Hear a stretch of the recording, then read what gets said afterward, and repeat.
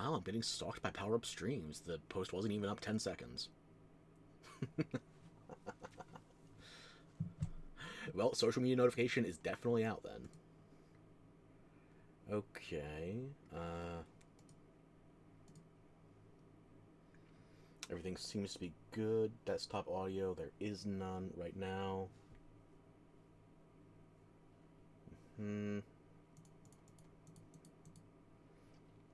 FreeTube showing no issues, even though this conference is also rated up to M. It's not age restricted like the THQ showcase. Don't ask me how that works. I'm not sure.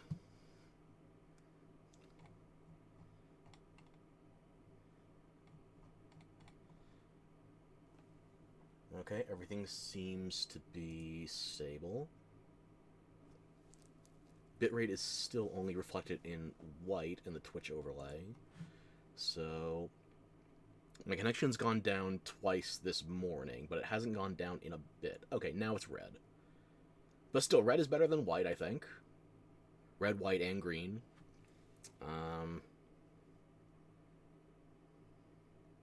It's staying red now. Okay.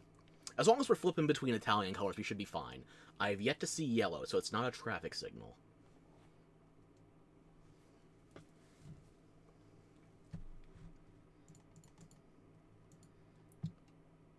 Okay, and session is looking stable.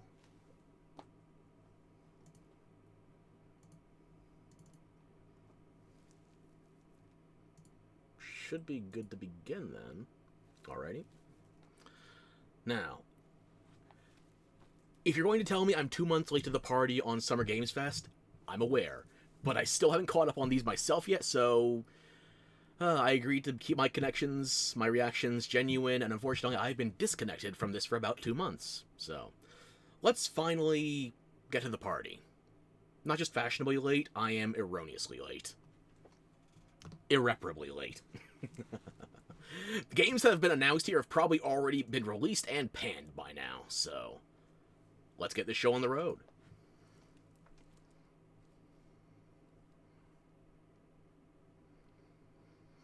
I know FGS is not a big deal for some people, like they want me to be looking at EVO or Gamescom.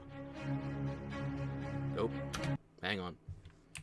Forgot to adjust the audio levels, my bad. Let me know if that is too loud or not loud enough. Hey, Moore, how you doing? Just in time for me to set the audio levels correct. Would you like me to deafen you just for old time's sake? Salam.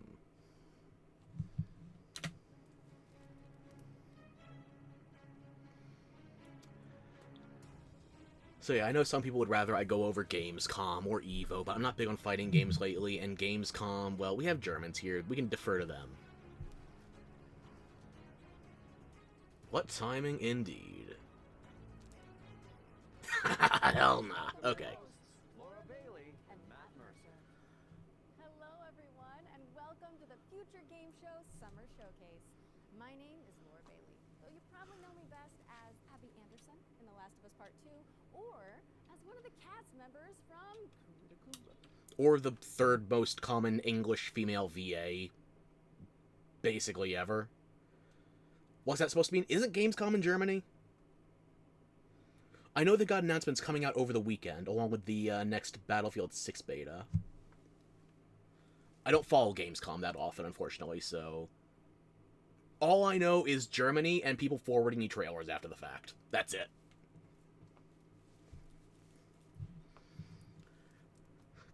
So, yeah, right after Jennifer Hale and Matt and Laura. Who else would be number 2 or 3?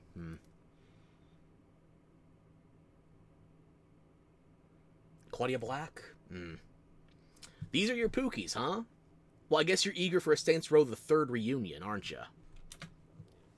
I'm Matt Mercer, the man behind many video game chaos merchants, such as Like a Dragon's Mad Dog Majima and Ganondorf from Tears of the Kingdom. But if it's a Thursday night, I also moonlight as Critical Role's Debonair Dungeon Master, where Laura tries her best to test the very limits of my abilities. And you love it. But we're here today joining forces for a very different reason. Exclusive video game trailers, and lots of them. Like all. whole Batches bunch better of drop world Mighty premieres, 9 deep soon, you're dives, waiting? developer presentations. It's frankly an irresponsible amount of video game news that will gain directly your brain for the next 90 minutes. So buckle up.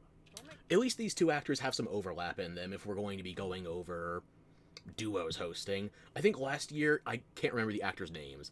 It was Tifa from the Final Fantasy VII Remake and Arthur Morgan, or it was a Red Dead Redemption protag. Like, yes, they both have cowboy outfits, but that's about it, so hopefully we get something here. It's gonna be fun. Just keep in mind that if you want to wishlist any of the cool games in today's show, then you can head When I roll a female boss in Saints Row, you are my voice choice. I'll give you that. There'll be plenty of follow-up coverage on GamesRadar.com and the Future Game Show YouTube channel. Well, I think that's all of the housekeeping out of the way. So let's kick things off with our very first world premiere. Audio is low, okay. I'm just gonna bump it to a 10%.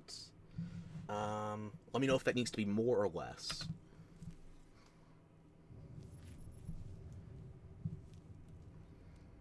Zafar, pull up NavTech. Okay, it's not Exodus, because that was already premiered prior to this. Taki. We're gonna find out about your Kopang right quick, okay? Just want to do him justice. Stuck his neck out for us. Least we can do is get him out alive. We've got big enough guns to make justice alright. Oh, Michael. To a man with a hammer, just about everything looks like a nail. Aim for show. Time to say oh yeah with our hammer. Missile range in one. If you're expecting originality, you might also need to be hammered. Brace yourselves. We're going for a spin. Ah yes, a Lego Death Star. Less financial value than getting the actual Lego model.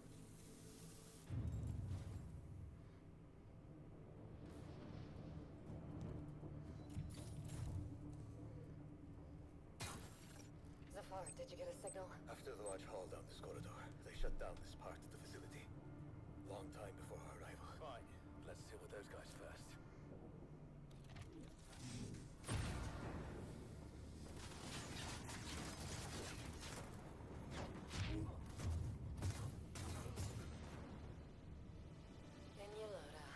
They never look up. Okay, so it's a heist crew. All you have to do is give me, like, the Prey 2012 premise. The Boba Fett simulator. I will tolerate it being Ocean's 11 in Star Wars. Ocean's 1313.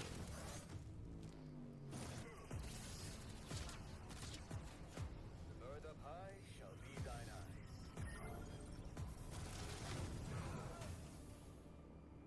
What the hell happened here?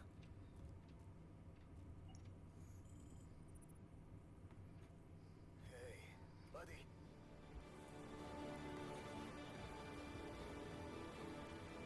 Oh goody, the Xenomorphs have bedazzling powers. And a blacklight. Oh, I've never watched this show. I don't know about the spin-offs. Sorry. Sorry if you're a fan of The Expanse. I don't know it.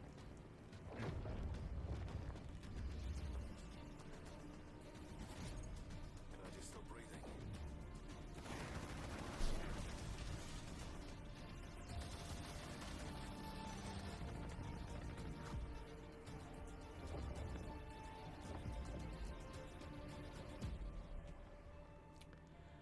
Yeah, so I guess if you're a fan of the television show or any of the other affiliated media, wasn't there a Telltale Expanse game? Sounds familiar. Unfortunately, this one just seems like it's in the vein of a squad-based third-person shooter. Which, if you like the TV show, that could be a good adaptation. For me, however, it's probably going to be a pass, unfortunately. What a way to start the show! The Expanse Osiris Reborn is an action RPG crafted in Unreal Your dad Engine might like 5, it, though. where you Okay. can immerse yourself in the universe of the beloved. Hopefully rip his free time and nothing Make sure it's on else. your wish lists. Sounds pretty awesome. And we're treating you to another world premiere right now and swapping sci-fi for fantasy in the process. So let's take a look. The yellow immediately made me think Ghost of Yote, but obviously it's not that.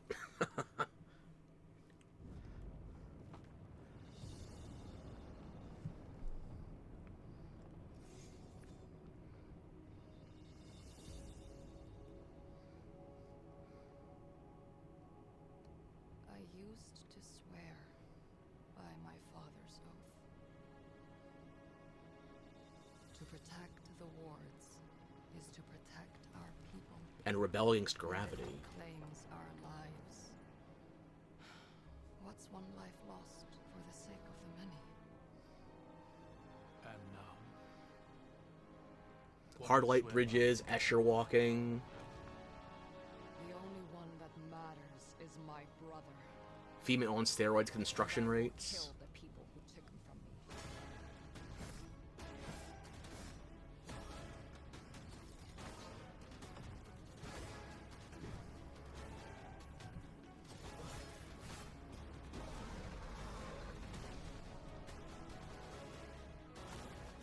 Gotta have at least one laser arm here.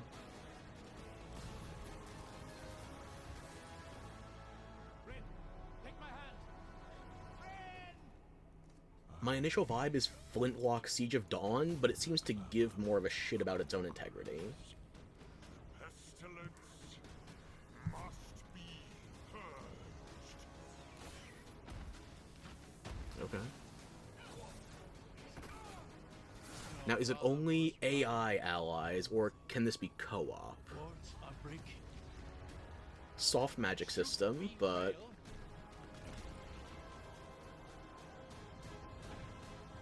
may spell another end.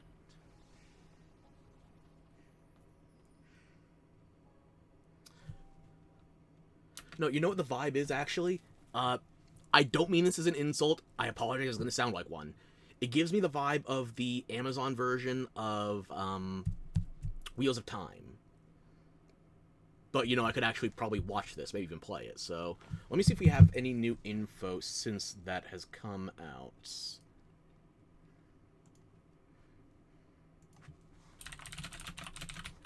Heroes of the End.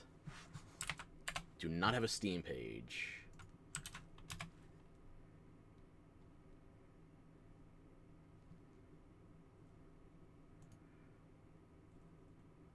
From, who is it, Myrkur? Myrkur. Okay.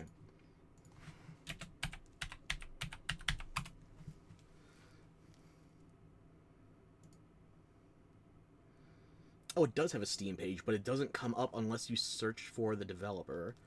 I guess Echoes of the End does come up with quite a few Google searches, okay? And it came out yesterday! This is one of the benefits to reacting late. Okay, so the game's actually out as of August 12th, yeah, so it's mixed. It's a budget title. Full price is, what is that, 40, 50? Full price is 40 USD.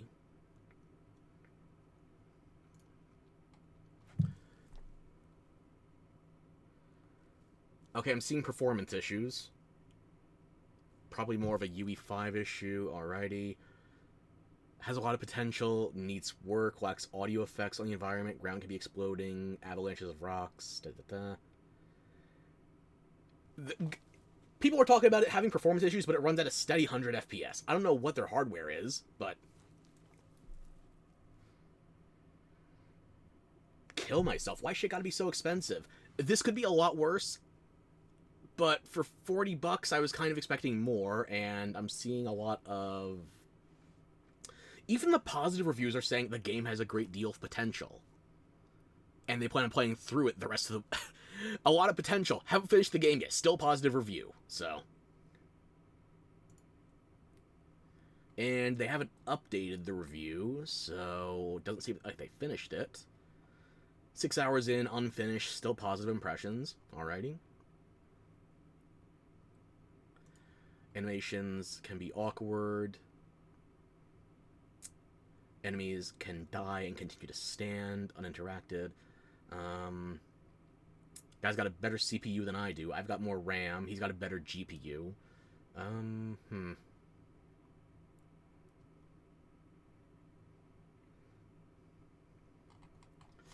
Unfortunately, mixed does seem to be a good impression. The people that are most favorable on this game, enemies can die and then never finish ragdolling or disappear afterwards. That seems to be the unfortunate part of it. Which, I guess they were teasing this out 2 months before the game actually came out. It was a world premiere here as well. A world premiere 2 months later. Maybe I'll keep an eye on it to see if anything else happens. I don't remember Mirkur. This is the only game they have on their Steam page. Who's publishing? Deep Silver. Okay. Deep Silver, listen. Mixed bag. I've been saying Deep Silver is a mixed bag ever since Dead Island 1. You're just hard of hearing right now. No worries. Deep Silver, ever since Dead Island 1, I think when Dead Island 1 first came out, I got it on PlayStation 3. Which, for a game that's basically Left 4 Dead light, it's like, I can't play Left 4 Dead on a PlayStation. Let me see what it's like here. And it was a fucking slideshow even before I tried using multiplayer. And it got better with patches over time. They had a DLC and everything. But Deep Silver is willing to take gambles, and that means they don't always pay off. But Deep Silver has a pretty large publishing side of things, so I'm not going to lambast them just for Dead Island 1. And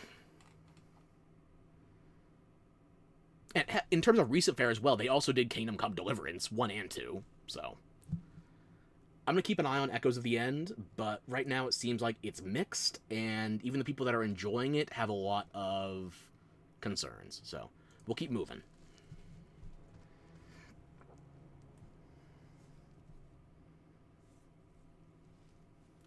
We're thrilled to reveal Echoes of the End, a narrative-driven fantasy adventure coming later this year. Echoes of the End might have been a stillbirth. Another world premiere. It's important to note that this is your very first look at the game, but from what I can tell, there's evil.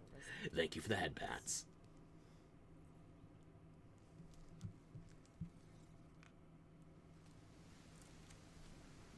Pre-alpha, so not representative, really.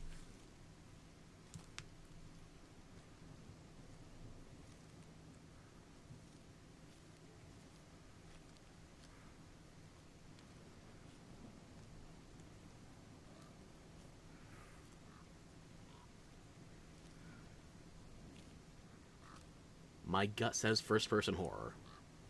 I don't know if I want to go full on Outlast, but it's not PT.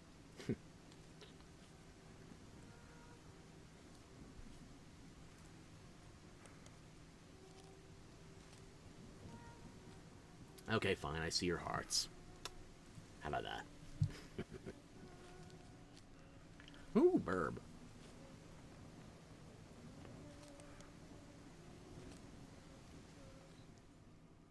Maybe keep the flashlight on. Unless you're assuming I'm watching this on an OLED, it's not doing me any favors. Oh, okay.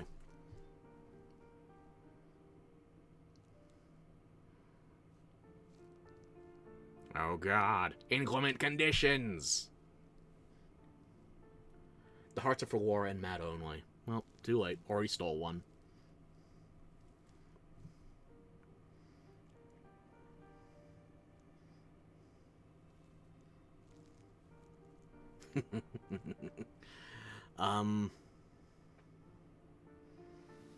We have a day-night cycle. It's outdoors. You have multiple weather conditions, and you hear noises in the ambiance. Congratulations, you live outdoors. That's the game. An isolated cabin in the woods. What could possibly go wrong? That was your first look at Whispers in the Fog. It's a psychological. I get away because I know Dad, or I know D&D. Okay. Solo developer. Be sure to give it a wish list if you like what you see. Next up, we've got a trailer for an open-world action RPG based on the beloved anime, The Seven Deadly Sins. Let's check it out. Not a big fan of Seven Deadly Sins. I like parts of it. I like Escanor. Is that the only part? Oops.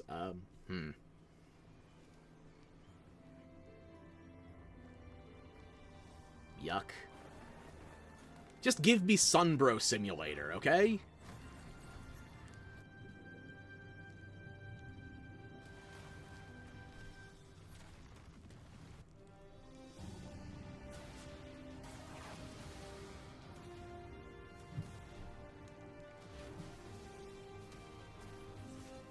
We want to be Naruto Shippuden, but we also want to be Shadow of the Colossus.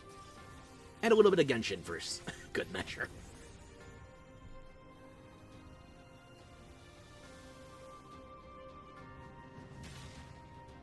There we go. Where's my man? Fuck you. Teasing Escanor. Sons of bitches. The 7 Deadly Sins Origin is coming soon. The real sin is denying me the alliance sin of pride. 7origin.netmarble.com. Okay, it's time to learn about what's coming in Season 7 of free-to-play Destructo shooter, The Finals. Let's take a look. Fucking teases. A-right. And it's another... The Finals. I've heard good things about the performance on this one, but nothing that actually tempts me into the gameplay, so if you want to use it as a visual showcase, be my guest. But the Finals is not my kind of game.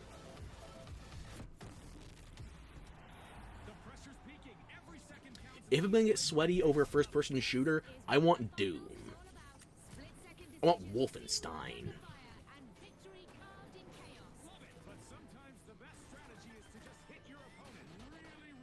This, Congratulations, you have the Goku strats.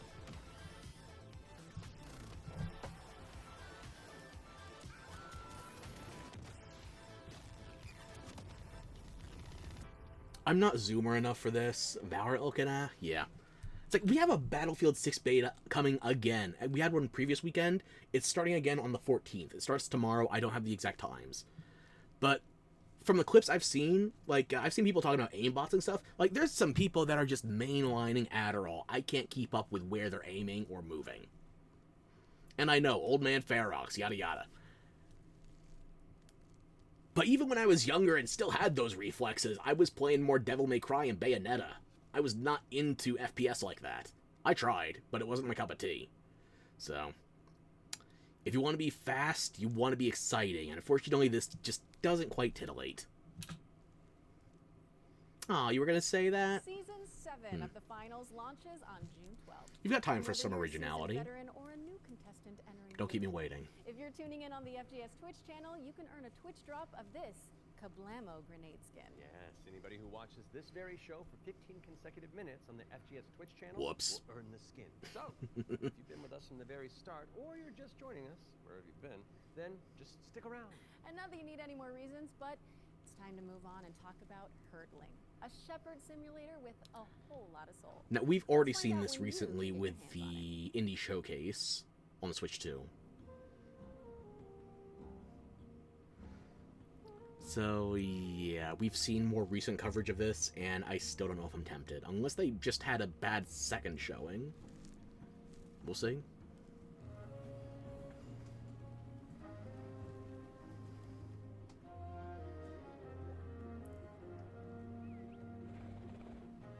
But I need a little bit more than flora-flaunting yaks for my creature collectors.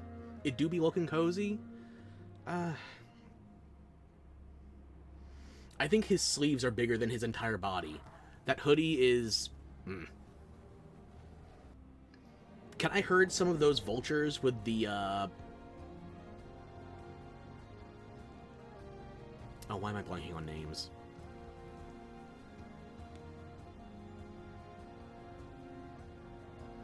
Near Replicant, Near Automaton... Why am I blanking on the name? Emil. Give me the vultures with the Emil mask instead of the yaks, and then we'll talk. Hurdling launches later this year, but you can And it is hurtling out of my orbits. right now by downloading the Not demo, planning on picking which that one is up. Out now on Steam. What's next, Laura? Sleep Awake, which is anything but cute.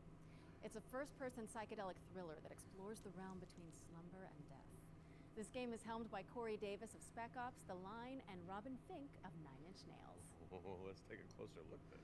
That's a good pedigree. 9 Inch Nails aren't ninnies, acronym notwithstanding. I cannot sleep. I must not sleep.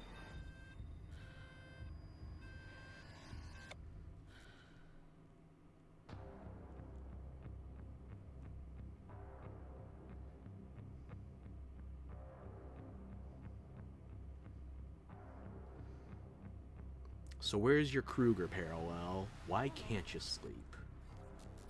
This way.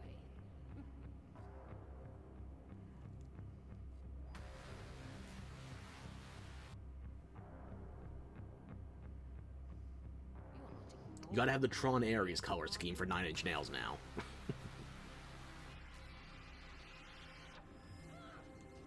This is all perfectly natural.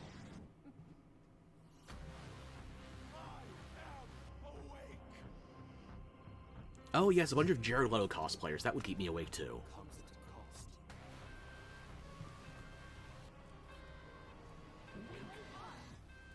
Give me your idea.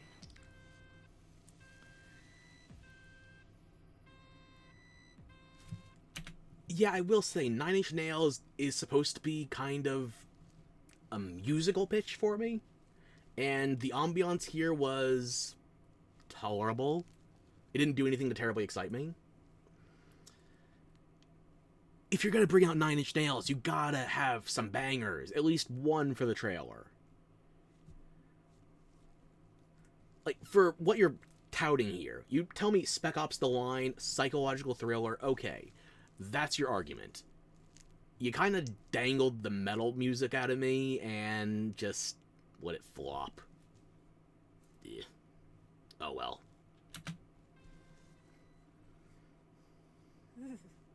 Sleep Awake is coming soon, so drop it on your wish lists. It just got me to sleep. I'm not waking up for that. Ferox, The Stolen Dream up next. It's a cinematic isometric stealth game set in the year 1900. Oh, isn't that the year you were born? I am a few months younger than you, Laura. I don't think so. No. We can fact check that.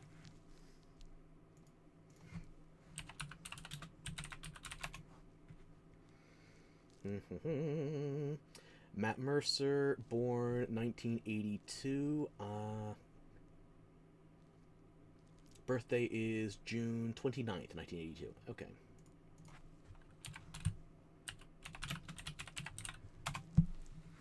Laura Bailey, 1981? Really? May 28th, 1981. I'll be. Matt Mercer's a year younger than Laura Bailey. Genetics is not fair. Laura rolled a nat 20. Matt, not so much. I must find her He's a wacko. before he does. Eric's Home is a game set in kind of a fantasy version of the early 1900s, and it has a Scandinavian theme style to it. I would describe it as a stealth puzzle game with a very strong emphasis on story, where you play up to 3 playable characters that you switch between, and they have their own special abilities. Can I just say this? I miss stealth games. Like, the last Thief we got, I didn't feel like Thief. Like, I'm talking like Thief 2 compared to Theforith. And then you get to, like, Dishonored, where they want to put a great emphasis on more chaotic gameplay. You can't be as methodical, you can't be as stealthy. Yes, it does account for you theoretically doing that playstyle, but I didn't play, what was it called, Mark of the Outsider. I didn't play the spin-off, but I did play a bit of Dishonored 1 and 2, and it seems like they want you to get into sword fights. They want you to get into standoffs with gunplay. They want you using your magic for more than just sneaking around. Are we just not getting first-person stealth anymore? Like, how even Hitman doesn't feel stealthy to the same degree. But I've dipped on Hitman in recent years because they started doing limited time, online-only contracts. So, if Hitman is back in that wheelhouse, then I stand corrected. But if we're talking Thief and Dishonored, it seems like stealth purists are not eating good. AO sword fights, gunplay, if we're talking Dishonored, yes. When did the first Dishonored come out? I want to say that was like 2014, 2015?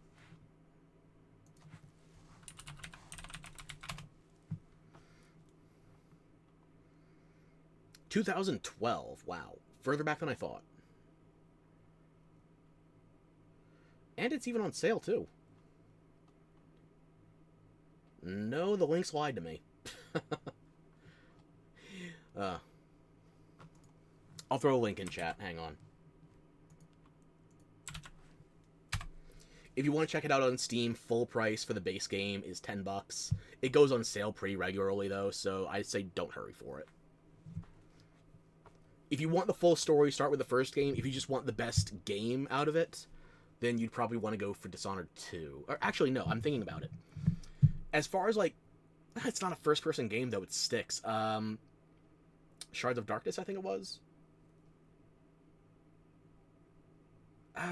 It's more stealth-oriented, but we're talking about an isometric game here as well with Eric's home, so either way, we're getting non-first-person stealth options. It's just first-person stealth has kind of gone, well, a bit too loud and proud.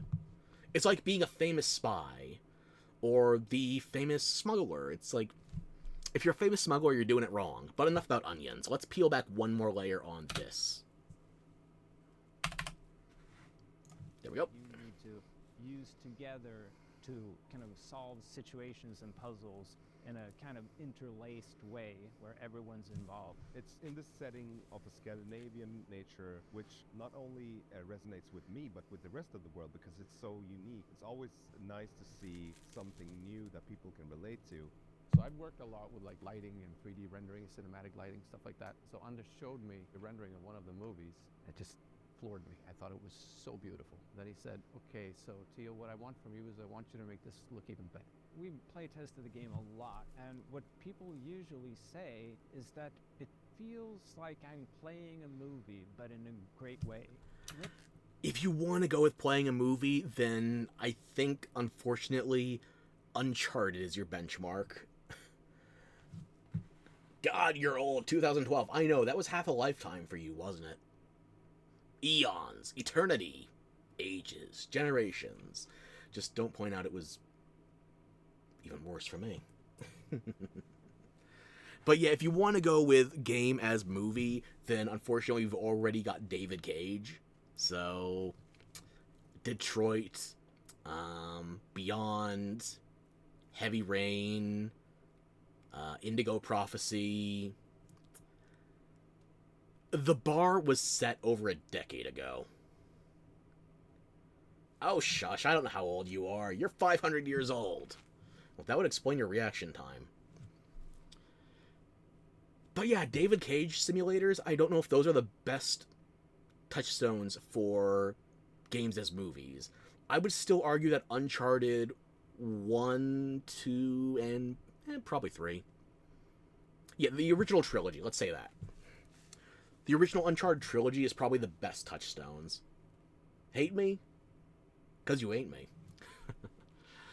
Don't think about Golden Abyss. Don't think about Uncharted 4 or the spin-off with... I already forgot one of the characters' names. I know one of them is Chloe, but they had a spin-off with no Nathan Drake, so...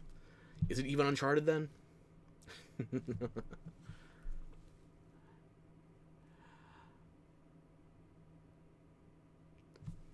Cause I'll be real with you. If you're showing off, like, this level of visual fidelity and you're telling me you want the game to be cinematic, my gut is telling me the Order 1886. That was a Gears of War clone that was maybe 3 hours long, and, you know, unlike Gears of War, boring? Actually, no, that's not fair. Unlike traditional Gears of War. Gears of War has had some stinkers over the years. But we had one Order 1886. And you finish the game, awardments and all, before you even get to the final boss. I platinumed it. I didn't finish it, because I was bored. Oh, by the way, I didn't see it earlier, did I? See what? You sending me pictures of shirtless men? What? Oh, hang on. I glanced right past that. Cursed baby girl.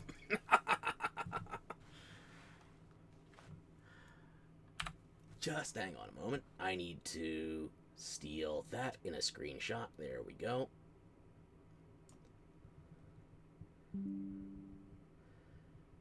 That post was on accident. You hate Twitter DMs. I was sending it to Loki.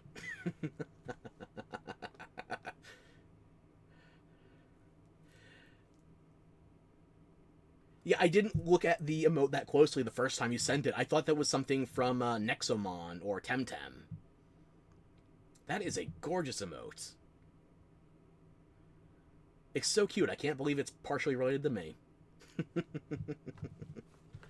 That's cute. Thank you.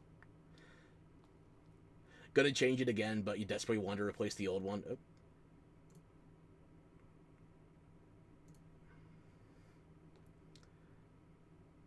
Oh, you banned him already. Quick on the draw. Thank you very much. Gonna change it again, but you desperately want to replace the old one. You change it at your own leisure, but that is a great looking little emote. I'm flattered.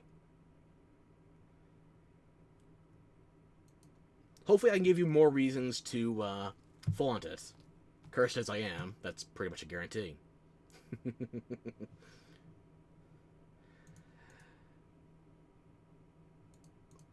Okay, that's enough detours. Let's get back to this. Order 1886 isometric stealth sim. Rendering of one of the movies, it just floored me. I thought it was so beautiful. You did tell me, Said, that's okay, true. So, Tio, what I want from you is I want you to make this look even better.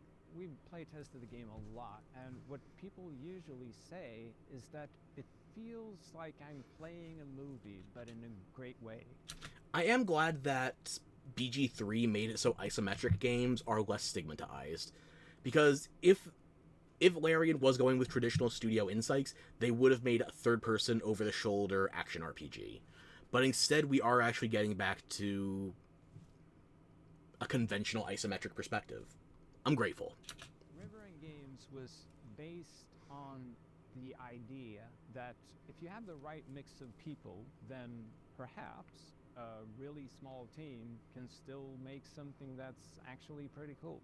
How is this made by 16 people? Like, why is this quality so high?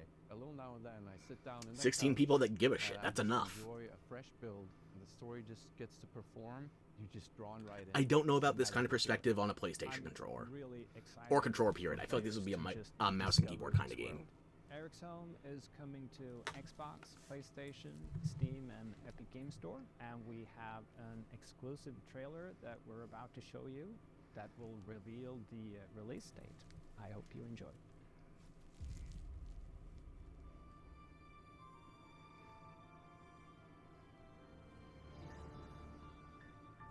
Very good lighting, I'll give them that.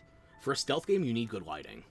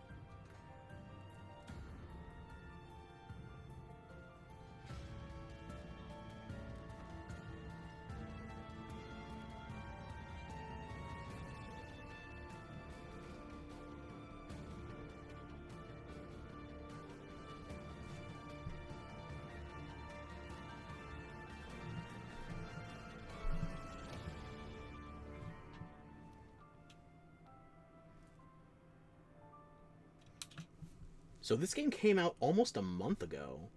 I've seen more coverage of it since then. I wonder if this is actually like a fixed perspective isometric camera, or if you can rotate a full 360. Let's see, Eric's Home.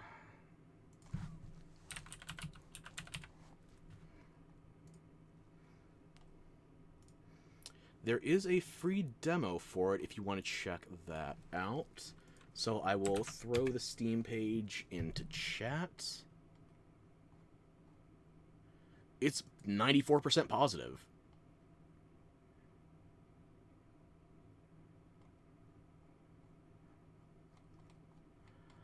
I'm not browsing that deeply, but it looks like the only one that's got negativity in it is talking exclusively about the story being a problem. Everybody else is just talking about gameplay, performance, stealth lovers do not sleep on it, music. Okay, so it looks like the two big complaints are something to do with the brother in the story, I guess. So one character, and the length. It could be it might be too short. But it's a budget game at a glance. It's $40 again.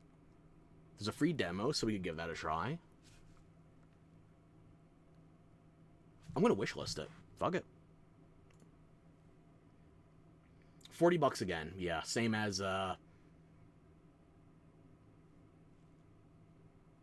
Echoes, that other game from earlier. Age of Echoes. Budget your ass. It's not what do you call it?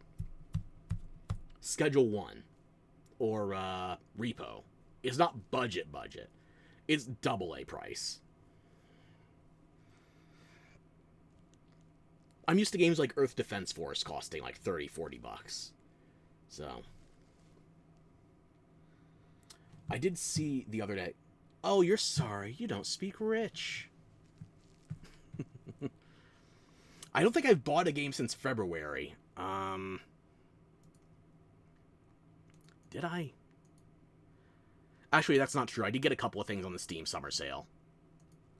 Like Aeon Drive. I think it was on sale for like $2-$3. I got Tiny Tina's Wonderlands to finish out my Borderlands collection prior to Borderlands 4 coming out. I think I spent like $20 on a dozen games.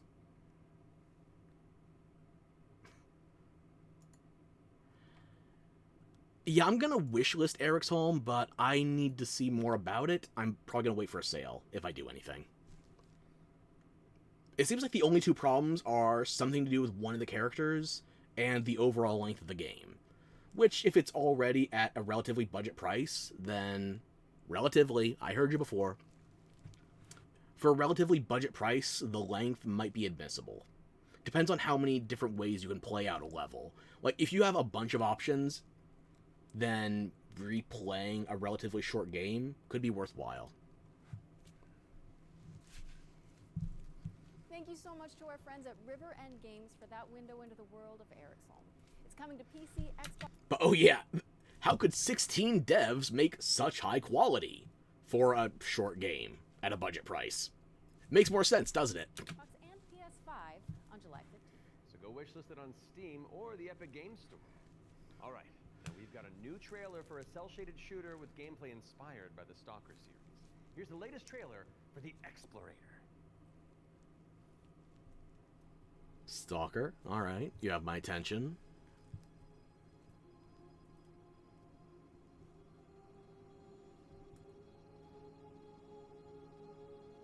It's not quite the vibe.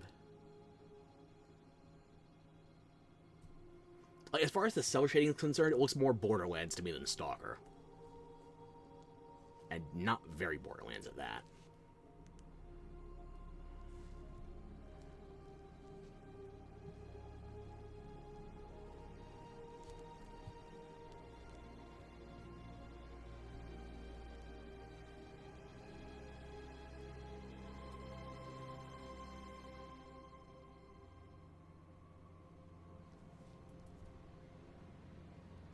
I think the Stalker comparison was very generous.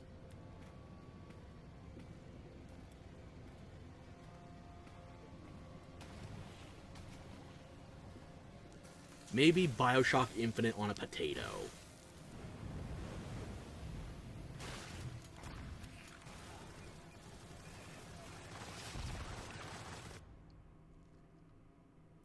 Uh-huh.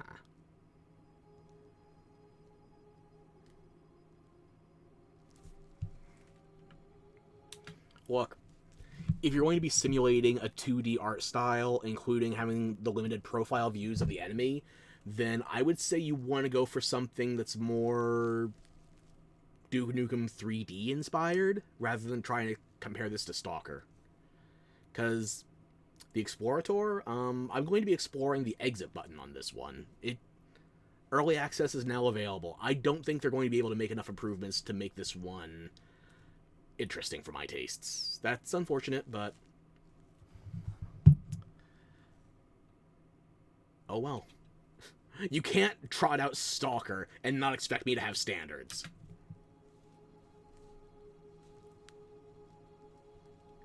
Such a great joke. Very funny. It's about as high quality as the footage. The Explorator is launching into early access today, so go check it out on Steam and support the developers on the road to launch. I'm 2 months late and regret nothing. Metroidvania where you wield the power of a paintbrush to escape a decaying inner world. That's my interest. Me, standards, those don't belong together. Well, this game might have some.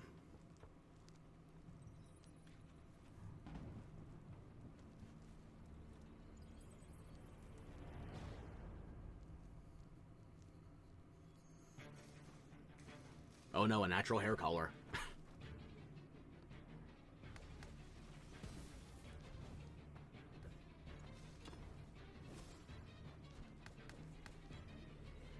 Bitch turned emo, bitch got epic Mickey'd.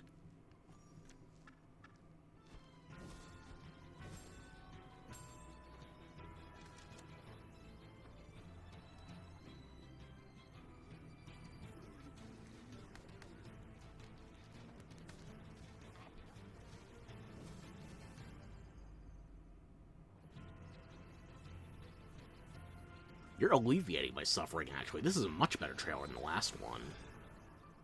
Constance. It's coming later this year, so let me just see if we have any more info on it, because that one is looking promising. It's so promising, in fact, I already have it wishlisted. When was your last news announcement? Hang on.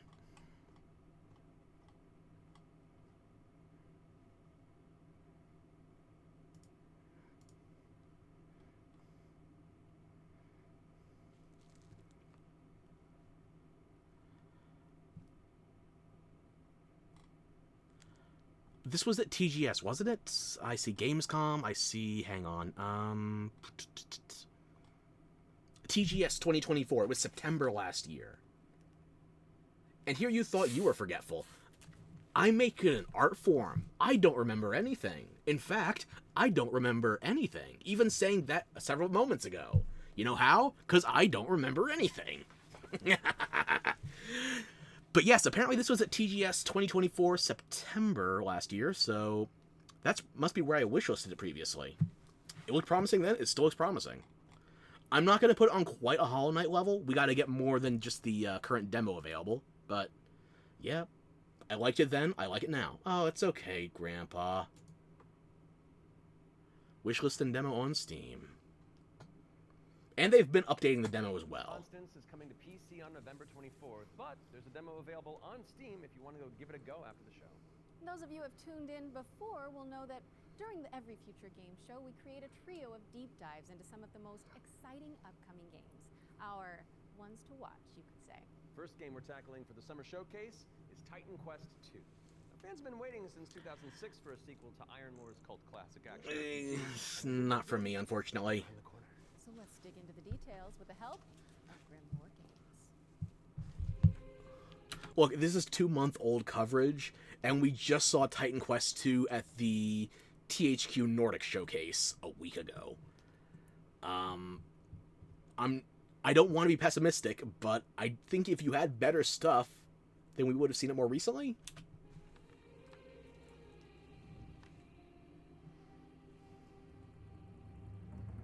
Tell us the whole story. Tell us about hope. Titan Quest 2 is kind of your Diablo-esque action RPG, but it's set in ancient Greek mythology. You really can immerse yourself. Dang, Bird. Listen. Kratos is currently killing his way across the Nordic pantheon. Greece was free for the taking. Greek mythology also has become very much part of pop culture in the last 2 decades. Some other games have had great success with this, and we thought that we have this great IP on our hands, why not use it? In Titan Quest 2, you'll be playing as a rather unknown hero character. You're not really a hero yet. You're honestly just training to be a capable fighter. You have a master called Aristano. She's from Sparta. Why you? Greece is for everybody. Don't let it slip away. Later, you will build up your own work. The gameplay, I'm not going to say it looks ass, but Path of Exile 2 is currently playable. We've got our own twists in there with like the mastery system, for example, where you merge two masteries into one instead of just being given classes. So you have to find these little entanglements. I feel like I'd rather go back to Diablo 4 than this, Vessel of Hatred.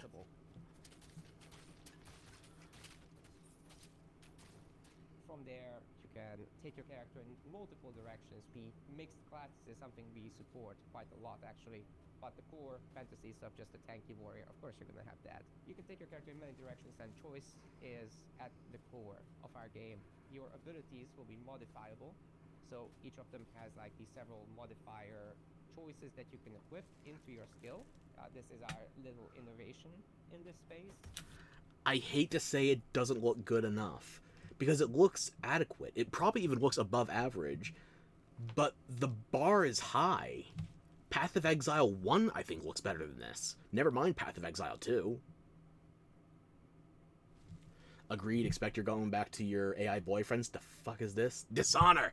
Dishonor on you, dishonor on your cow! Dishonor on your boars that look more like bears. I don't think looking okay is good enough for an ARPG like this. It's limited perspective, it's zoomed out, and you're competing with Path of Exile 1 and 2 because there's going to be parallel development. PoE 2 is a bigger graphical showcase, but PoE 1 is still a reasonable touchstone. And Diablo 4 has fallen off somewhat, but keep in mind, if we're trying to compete in the ARPG space, then you have to do something to divorce yourself from those that are too far above you. Like, you've got the dual spheres on the bottom side of the screen. You've got your hotbar laid out like such. If you told me this was If you told me this was like from the 2010s, if you told me this was after Diablo 3, but before Diablo 4, then I think it has a place. But this is still not out at 1.0 yet. I don't know if Titan Quest 2 has a place, unless you are a big fan of Titan Quest 1. Which, I haven't played Titan Quest 1 in...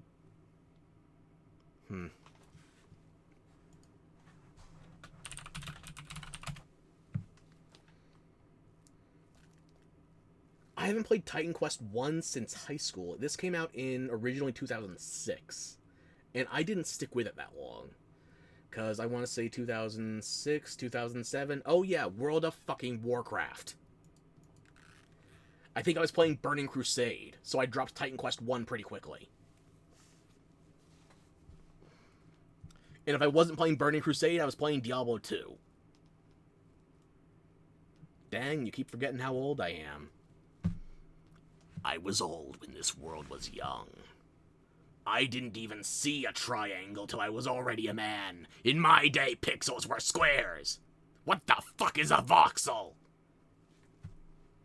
Cringe. We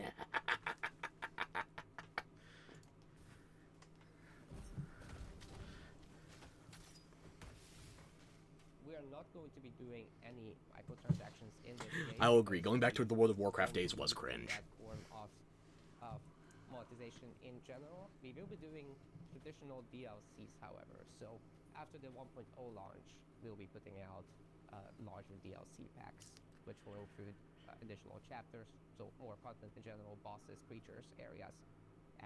I don't know how big a DLC pack can be and salvage this. Early access very soon. You can wishlist it now already, and we're looking for a summer timeline for this, and then later. Wow, it was a fever dream. It was just a time deletion device. I played TBC, Wrath, and Cataclysm, a little bit of MOP. Your vocal coach still plays it to this day. I got out. I had friends try to bring me back in. A buddy of mine, she was a hunter. She tried getting me back in during WoD, Warlords of Draenor. She bailed on me, though. Her boyfriend didn't like us playing together. She liked having a pocket healer, theoretically. Good job resisting. let me see. I wasn't there in vanilla. I started with TBC. So I was there for 3 expansions. A little bit of Mists of Pandaria, but not really. Oh, that friend. Yeah, you remember the story.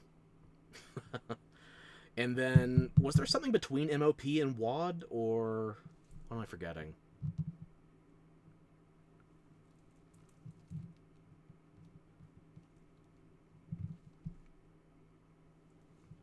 I think it was base, TBC, Wrath, Kata, WAD,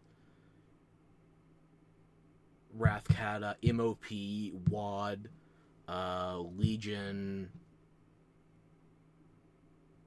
BFA, Shadowlands, Dragonflight, and now they're on that new trilogy? Am I forgetting any? Why do I remember these? I stopped playing World of Warcraft. This information does not belong in my head. Damn it. That's what you get. I played World of Warcraft for like 3 years. Or probably closer to 5. Fuck. Funny words, Magic Man. I'm going to dispel that memory now. Let's keep moving. Titan Quest 2 is coming soon, and you can wishlist it on Steam or the Epic Games Store. Wait, legendary actor Yui Lowenthal? The Spider-Man to my MJ? What are you doing here? Hey guys. Hey man. I was just, wandering the sound stages, taking it. You feel that with creepypasta shit, and I'm not alone. We've all been cringe once. Once? Am, have been, will be. That's what I am. I am cringe, but I am free. Cringe eternal. Regrets make you stronger. That's why I'm overpowered. Sights and smells, and then I heard you guys making noise about video games out here, and I thought I'd join in. Okay, well, I mean, since you're already here, why don't you take the next trailer? Well, right? I mean, if that's okay with you guys, I No, it's great. Work your magic. Obviously, but it could be worse. All right. Worse than him all getting one line in the Spider-Verse movie? Premiere. This one's a follow-up to a beloved puzzle adventure that launched back in 2020.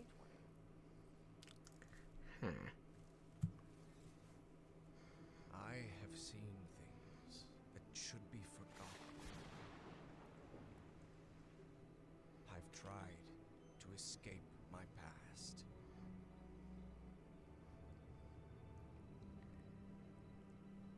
I've had enough of death and madness. But the world is changing. Some now search for answers. No more interest without Lauren Mats? Oh. We have Yuri, though. Or do you prefer Yowie? For shocking secrets and dizzying marvels. Go back to the Hellraiser box. For there lies upon Yowie, duh. a mocking and incredible shadow out of time. I don't think so, sadly. Call of the Elder Gods, starring yours truly, is a Lovecraftian narrative puzzle adventure coming soon to PC and consoles. So get it on your wish lists ASAP. So you weren't just... I will be right back. Please excuse me. I mean, I was. Sorry. Then, it's called marketing, Matt. Yeah, Matt. Classic marketing.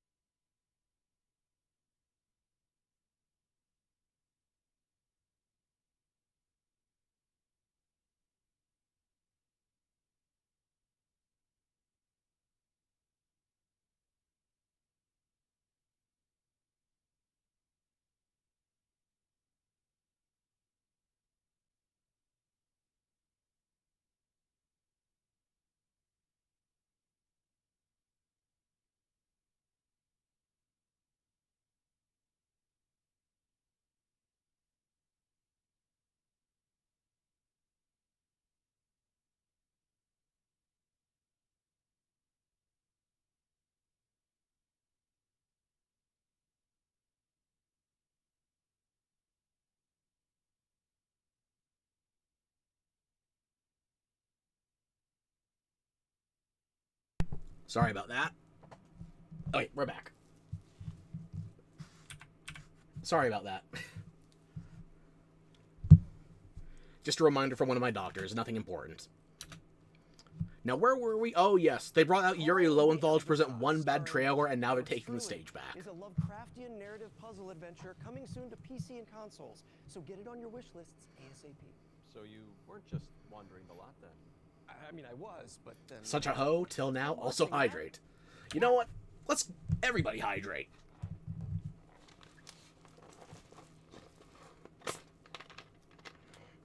Here's to some decaf Diet Coke. Hydrate, everybody.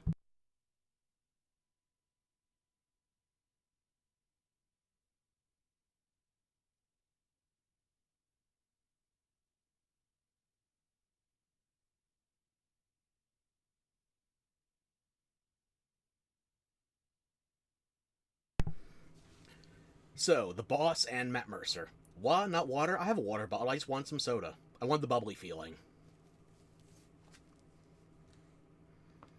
You guess I'm not boring after all. If Diet Coke is what it takes to avoid boredom, then... Oh my... I'll have to steal more notes from the Swifties. But anyway, enough of that trump card being triggered. Let's get back to this. Matt, classic marketing. Classic. Anyway. All right, catch you later. Bye. I gotta wander. Hell yeah, thanks for coming, man. I am boring when it comes to drink choices.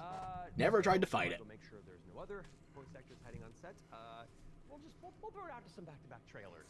I'll Give us the one with the sword lady. Free bio course. How hard could it be?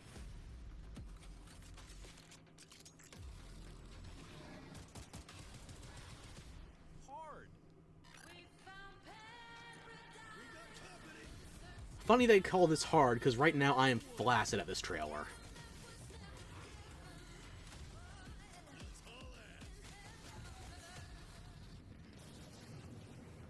It's like capture the flag on crack. Yeah. Maybe you should have fallen into one of those cracks. We'll seal it over for you, don't worry. Welcome to Veil of the Witch, a turn-based tactical RPG with a roguelite twist. Another shooter? How do people even play these games? They're so boring. As long as there's enough good shooting or something in there, but... I couldn't tell you. There's a lot of games that I just don't think are worth a shot. But they keep getting queued up for us anyway. This one, however... A shipwrecked castaway with no memories and a big-ass sword. Let's see if I remember how to use it. 5 years after a bloody civil war, you wake up trapped on a mysterious island filled with monsters, cultists, and a whole lot of zombies. Suffice to say, this whole island is madhouse. Combat in Veil of the Witch is built for hardcore tactics fans, with an emphasis on speed and brutality. That means a small party, tight battle maps, and enemies that can drop you in just a few hits. Okay. To stand a chance, you'll have to master each ally's unique kit, whether that's frontliner Marco, glass cannon caster Laurent, or backstabbing cutthroat Emile. All your abilities work on a cooldown, so you'll have to think smart and learn to juggle. You can also level up and unlock new skills right in the middle of battle. Surrounding this rock-solid core is a branching roguelike structure focused on skill in the face of unpredictable challenges. Face off. I do have some concern of them teasing roguelite elements while also having it rely on dice rolls. If we're going with a roguelite progression with something like Slay the Spire type card choices, then... Let me play it out. Let me just see what else we got. Off against cool bosses. Burn! Beacon of the dead! Get your shit wrecked. Then head back to town, where you can unlock upgrades, chat with allies, craft equipment, and more. And if you're real nasty, take on Trials mode for bigger challenges and better rewards.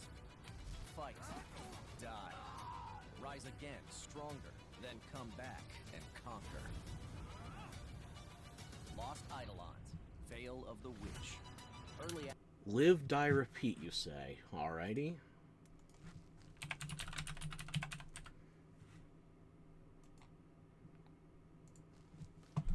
Veil of the Witch. It is currently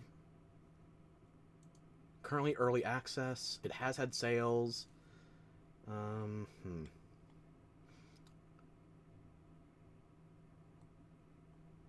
Looks like the full game is coming out in November 5th, 2024. What? No, that's when the early access launched. There's no date for the full game.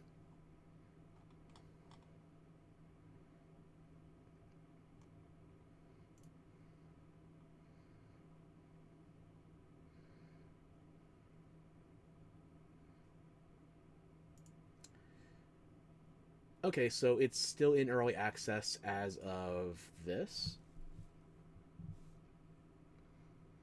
You think you're going to start counting my hums? I say that a lot. Well, maybe I should hum a few hymns for you, just to make that complete. And yes, that was 5 extra hums.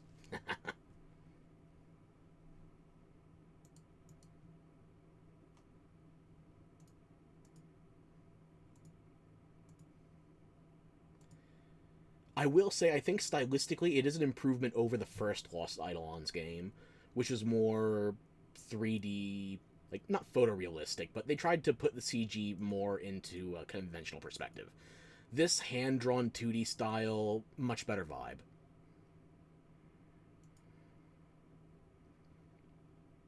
I guess that does translate into the perspective being more limited, but it seems more unique as far as Veil of the Witch is concerned.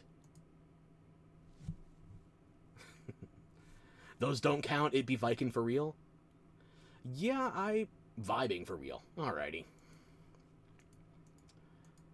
Yeah, I didn't play Lost Eidolons the first time around, so that came out 2 years ago? 3 years ago, actually. But Veil of the Witch, it looks more stylish. And as far as the first Lost Eidolon game goes, it's still 70% positive. It's not exactly a glowing endorsement, but it's not terrible.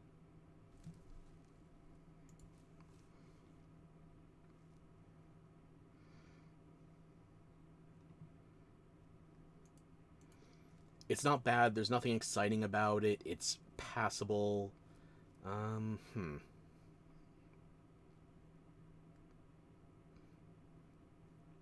Doesn't have any artistic soul, inexpressive characters, hollow, slow-paced dialogue.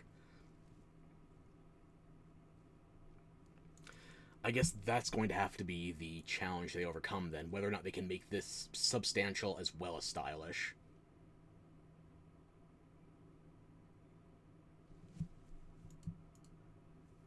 But Veil of the Witch has 80% both recent and all reviews, so it is trending more positively than the first Lost Eidolons game.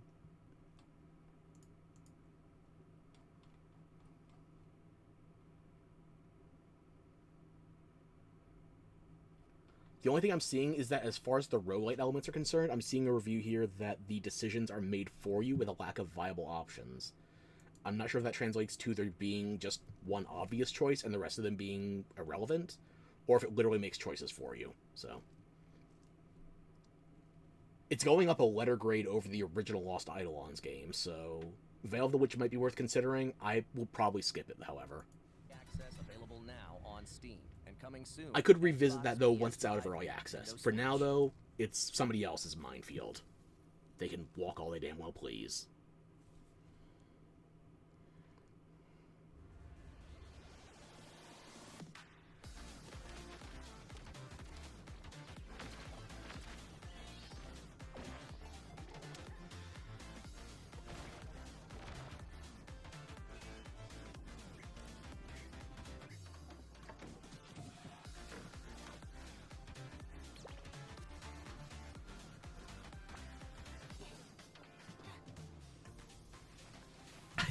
Look, I don't want to tell you, but this looks better than the game it's in.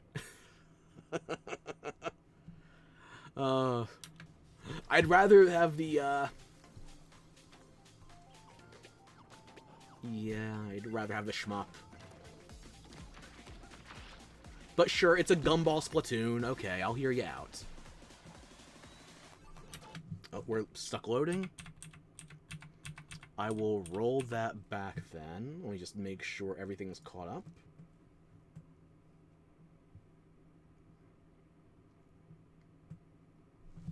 Okay, we're back. Alrighty, we're back. Okay.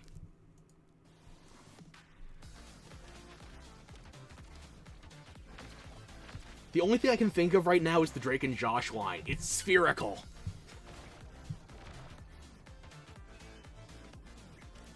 It's Splatoon with balls, and, not balls of steel, unfortunately. I'd rather have the shmup, but it's got a variety of minigames at a glance.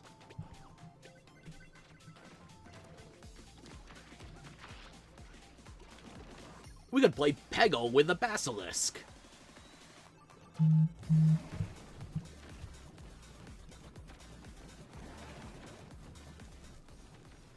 You don't know what I mean? Balls are amazing. This one doesn't quite roll into my purviews. In the game, you mean. Dispatch to Unit 1. There is an ongoing fire. Unit 1 to dispatch. Copy. Supply line ready. Break that door open. Oh boy, a firefighting sim from 2015. The clothes are about to catch fire. Get an attack line in there. Gotta go scout the area. Ugh, that was close. Cat, you're good? Ugh, yeah. Get me out of here. We can't let the fire escalate like that.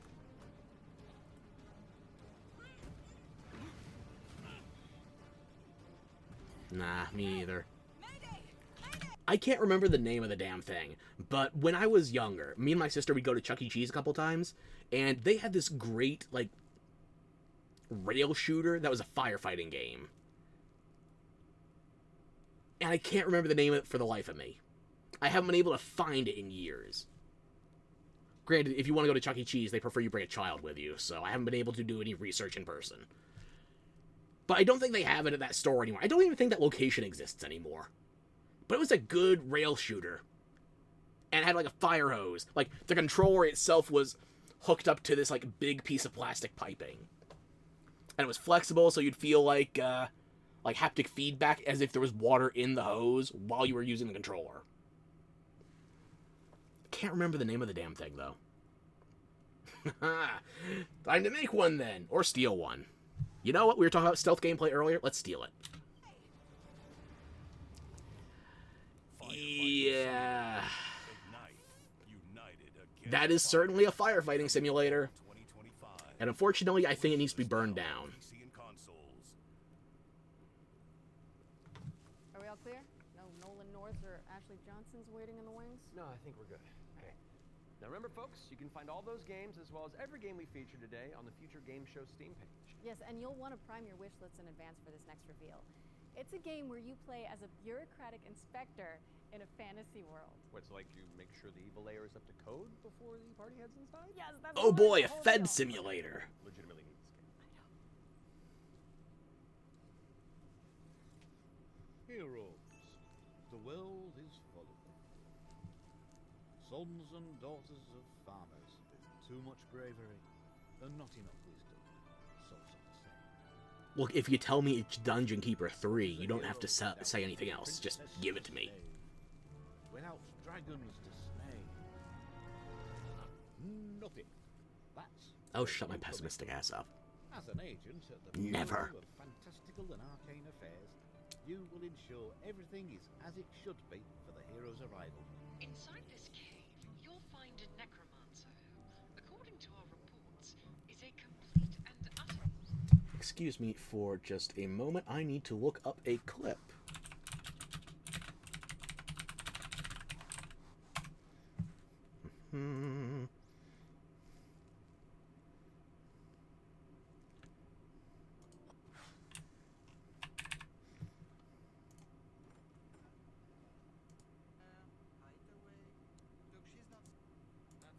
Let me know if this is loud enough, by the way.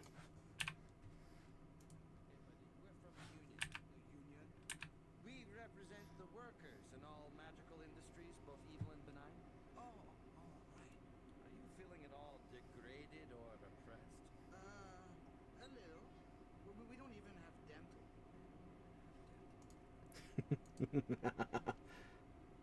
My typing sounds fast. I've gotten better at using 3 fingers per hand. My hands, I'm still stuck in these braces until... Not loud enough, damn.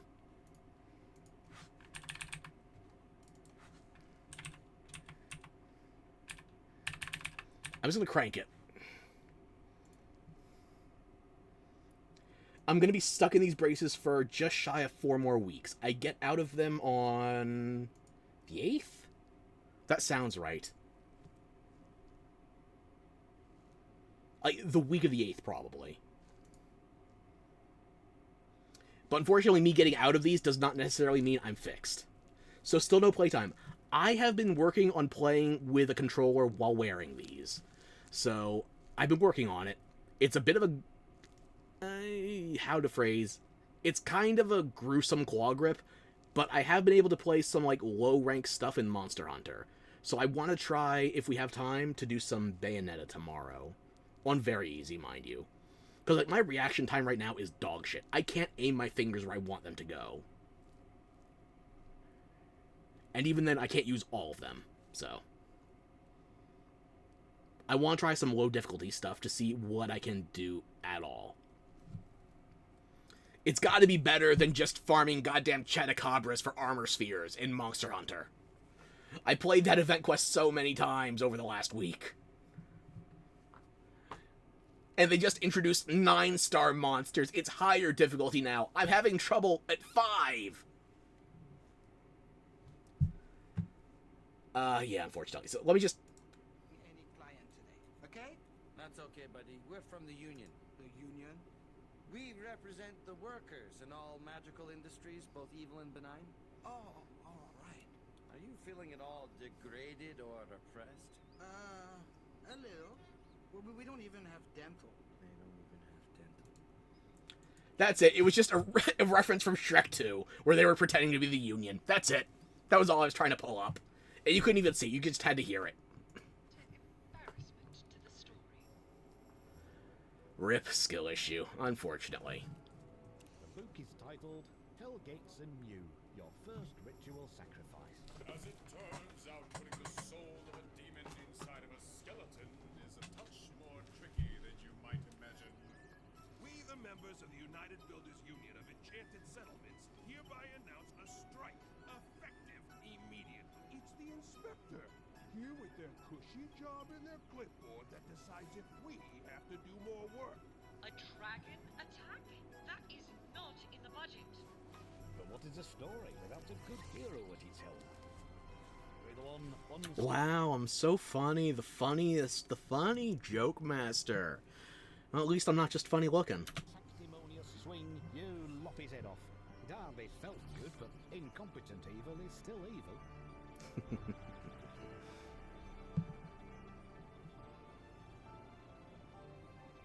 We are happy to welcome you, our newest agent, to the court. Wish the Bureau of Fantastical and Arcane Affairs today. What? Go away. Mr. Bureau of Fantastic... Here we go.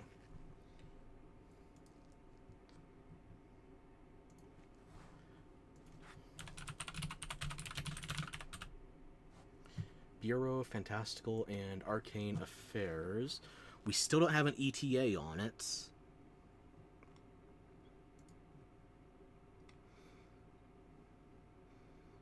Looks like they've only had that single bit of news, so nothing since SGF.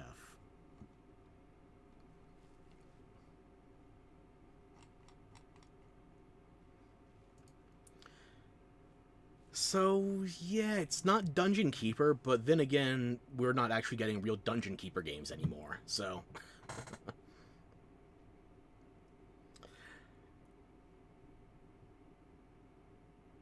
Kind of gives me Overlord vibes with the art direction. Kind of.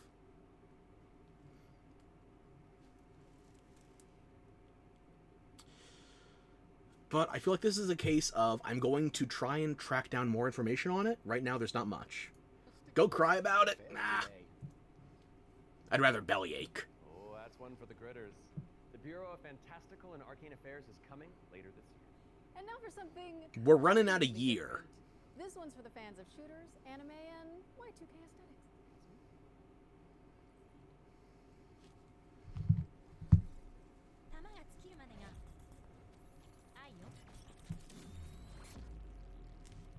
Hey, you know how you were tired of shooters? What if they were an anime?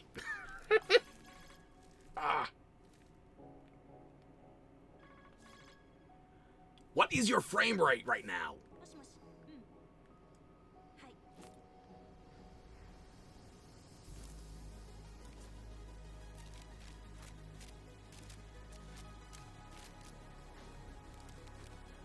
There's no way with these kind of physics they're going to make a first-person game.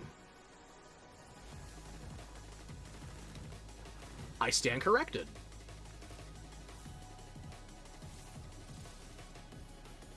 Look, if they're going to do anime girls with physics, they have to make it so you can look down at your own character costume.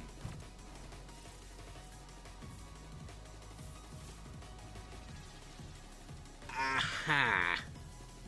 Wait a minute. Waifu Tactical Force. Are these all going to be waifus, or is that actually a category?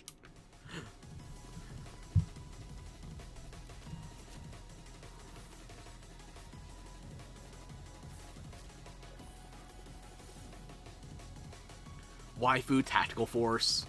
Do they all have the same pop-up? What's the deal here?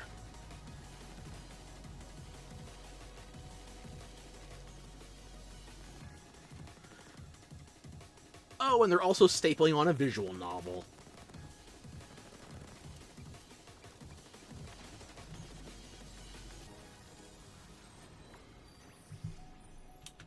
Waifu Tactical Force. You get points for the acronym. I will give you points for that. But, you're not scoring high enough for me to actually look at more, unfortunately. What the fuck is it? Waifu Tactical Force. Exactly WDF. You know, I'm just gonna see if it actually... Let's see.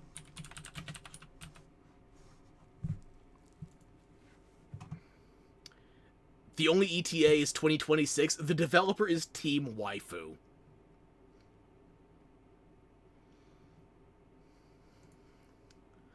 The Gooners will not carry you. If it could, Overwatch 2 would still be thriving. It's not dead, but it's been abandoned. Don't stop it bad. I'm already done. There's nothing here. I mean, there's a playtest. You can request access to it, but that's it. I'm not going to wishlist it. This is not my kind of game. If I was interested in this kind of game, I would just go back to Senran Kagura. They have their own Splatoon Light. I think it was Peach Beach Splash? That sounds right.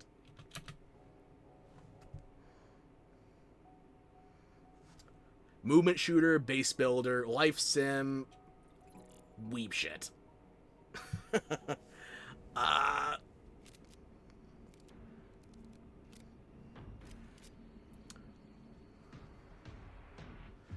I'm sorry to say this, you need more than boobs and gun physics.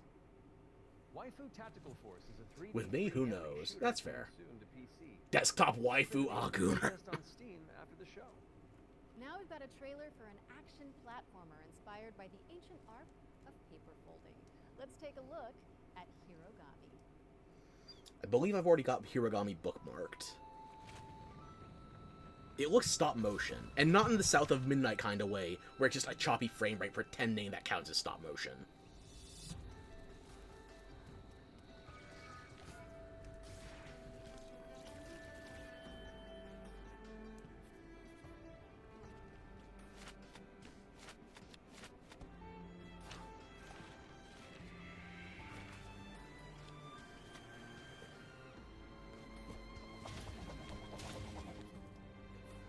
Hey, Gandalf, we're just looking at something that might be Paper Mario meets Kubo and the Two-String. I'm only 2 months late.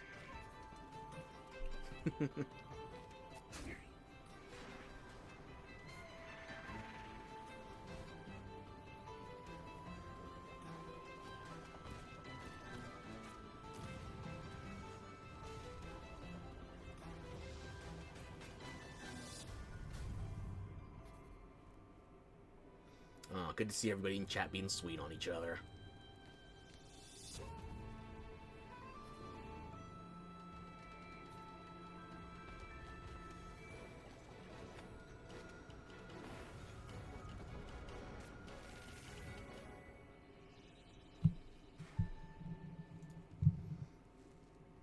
I believe I've still got that bookmarked, so let me just double check.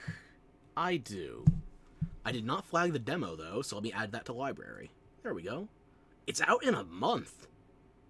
September 3rd. I'll be damned.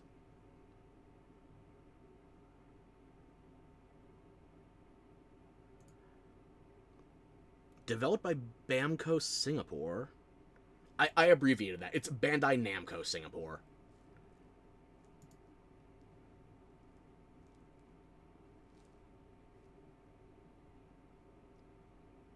Developed by Bandai, but published by Kakahashi, sorry. Huh. Okay.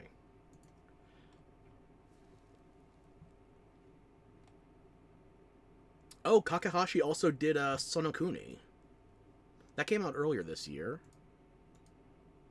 Still have not tried it. But yeah, if Sonokuni is any indicator, it's a $15 game. I don't think they have a price point available for Hiragami yet. So, is this closer to what you would consider budget? It's less than half the price of Eric's Home.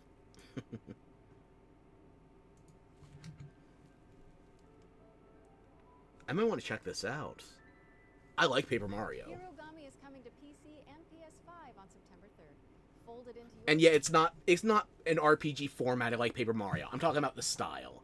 I'm talking about the origami specifically. Not Origami King, hopefully. You'll let it pass? Fair enough. Steam and the Epic Game Store. And check out the free demo, which is available on Steam. Okay, time for an update on Eve Frontier. This is CCP Games' Spacebound Survival MMO.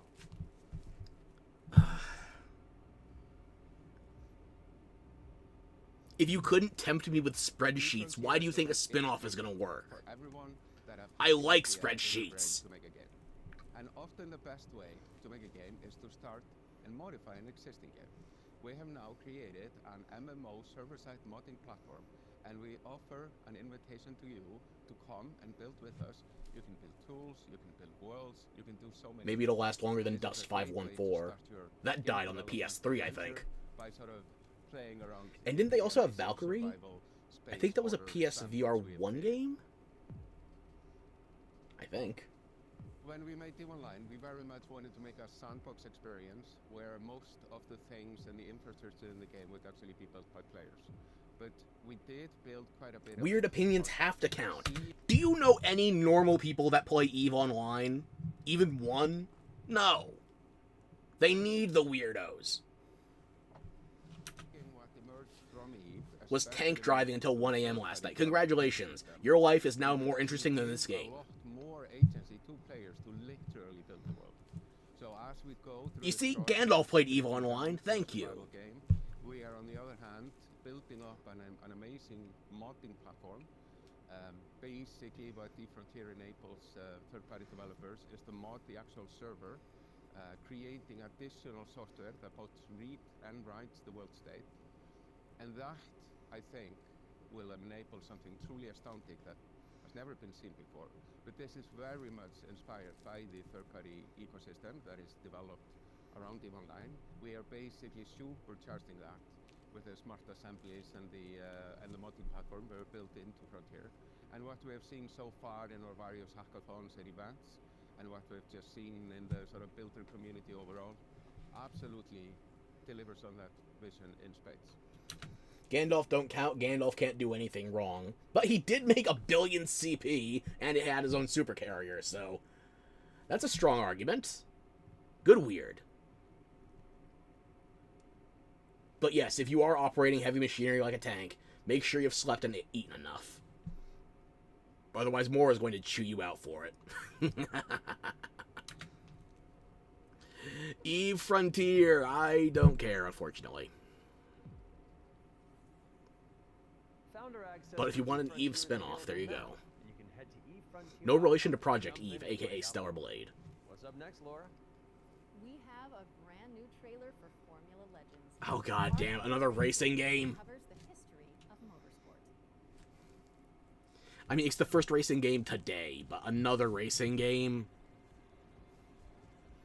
You hated having the carrier, though. You'd be frightened to ever undock it. That was one thing. I was always worried about having enough backup bodies, just whether I could continue. I never played that seriously with EVE Online. I was too paranoid.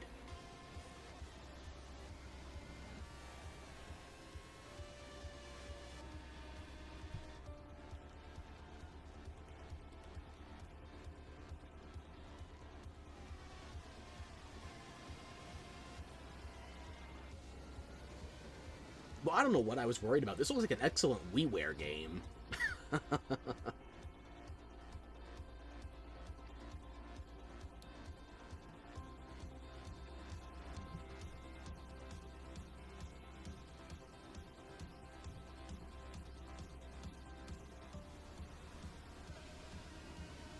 It's one of those games where you have to make massive risks in order to make any profit. Yeah, I was too paranoid to actually get that off the ground, unfortunately. I did like the character creator, but as far as actual, you know, economic gameplay is concerned, I was the wrong guy for that. I didn't have a guild when I started up either, and I didn't know how to find people. Maybe if I went back, maybe. But I got no temptation for it, and this is just another racing game that seems underwhelming. On PC and consoles, but you can play the demo now on Steam, and also wishlisted on Steam or the Epic Games Store. Or I could ignore it. Let's keep it rolling with our Ones to Play section, which is a future game show staple. It's a montage of exciting games that you can play on Steam right after the show. So, if you like what you're looking at, don't hesitate to download a demo. What about that low-poly Phantom Pain in the left corner? First up is Cat Never Action. mind. This is an action roguelike where you play as a kitty abducted by aliens and repel enemies with your trusty sidekick, the Star Cursor. Players can mod Polo's abilities to settle on a unique playstyle and pick their route through a series of interstellar environments. So, what if Super Mario Galaxy was made by Rodalaika Games? Okay. Next up, we've got Phase Zero, a survival horror throwback with fixed cameras and immersive pre-rendered environments. A menacing illness has descended on the town of Flint Peak. Can you solve puzzles and tango with monsters to make it out alive? Now, this one is tickling my Resident Evil vibes. Classic Resident Evil 2.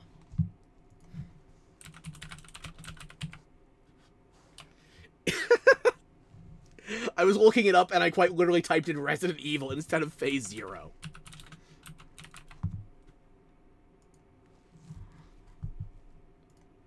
I'll put the demo in my library. I'll wishlist it. I want to see more of this. Or what about Bloodgrounds? It's a gladiatorial roguelike with a city builder twist. You recruit, train, and command a crew of warriors in strategic turn-based battles, then develop a coastal city in the entrance. What does this remind me of? There was another Gladiator game. It was more like Coliseum management than like XCOM, however. Easy mistake? I'll make plenty of them. It reminds me of something.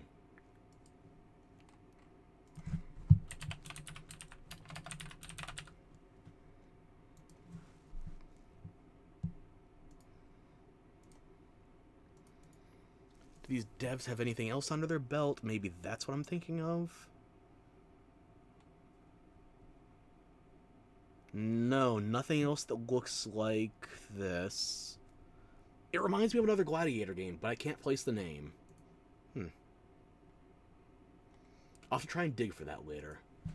Carve your name and spill buckets of blood in the process. Last but not least, we've got How to Escape, Lost Submarine. With one player on PC or console and You can do plenty wrong, just hold your beer. Your first mistake was letting me hold anything full of fluids. and stop the outbreak of war. No pressure. That was our Ones to Play montage. Be sure to follow up on anything that caught your eye. But let's keep on sailing with another exclusive trailer for a naval combat simulator set in the late 18th century. Oh good, another quadruple A Skull and Bones spinoff, huh? Because you really needed a lesser Sea of Thieves to justify that Ubisoft premium price. A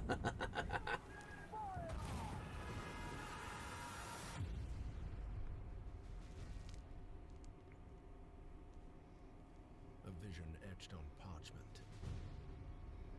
foretelling glory or downfall. It is in our nature to conquer what others fear. Death and dishonor, fame and fortune. The life of a sea captain is one of duty and relentless pursuit. True riches are not in gold and jewels, but in the stories we bring back. Yeah, if you're not going to show gameplay, then what exactly are we playing here? An MP4?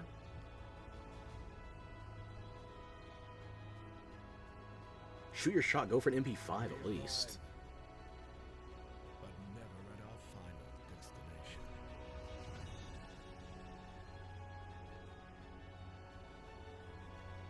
So we chart our next course. We sail. MP5, blunderbuss, same difference. If we're going back to the XCOM types of games, then it's the same accuracy too. And life is the voyage.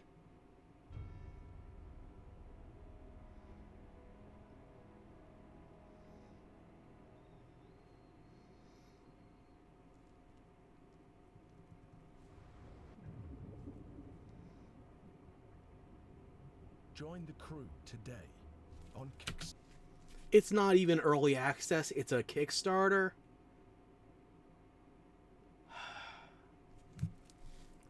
How much of that crowdfunded budget do you think had to go into getting an FGS spot?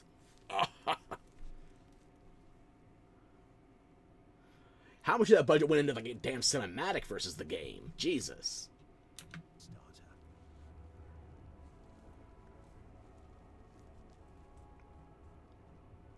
Yeah, no, sorry, not for me, no. Check out the funding drive for Ahoy at ahoy.gg/Kickstarter. And you can also wishlist the game on Steam or the Epic Games Store. I'm not opposed to games that are still early on in development being teased at showcases like this. But if you're crowdfunding, I feel like that's just a step too soon.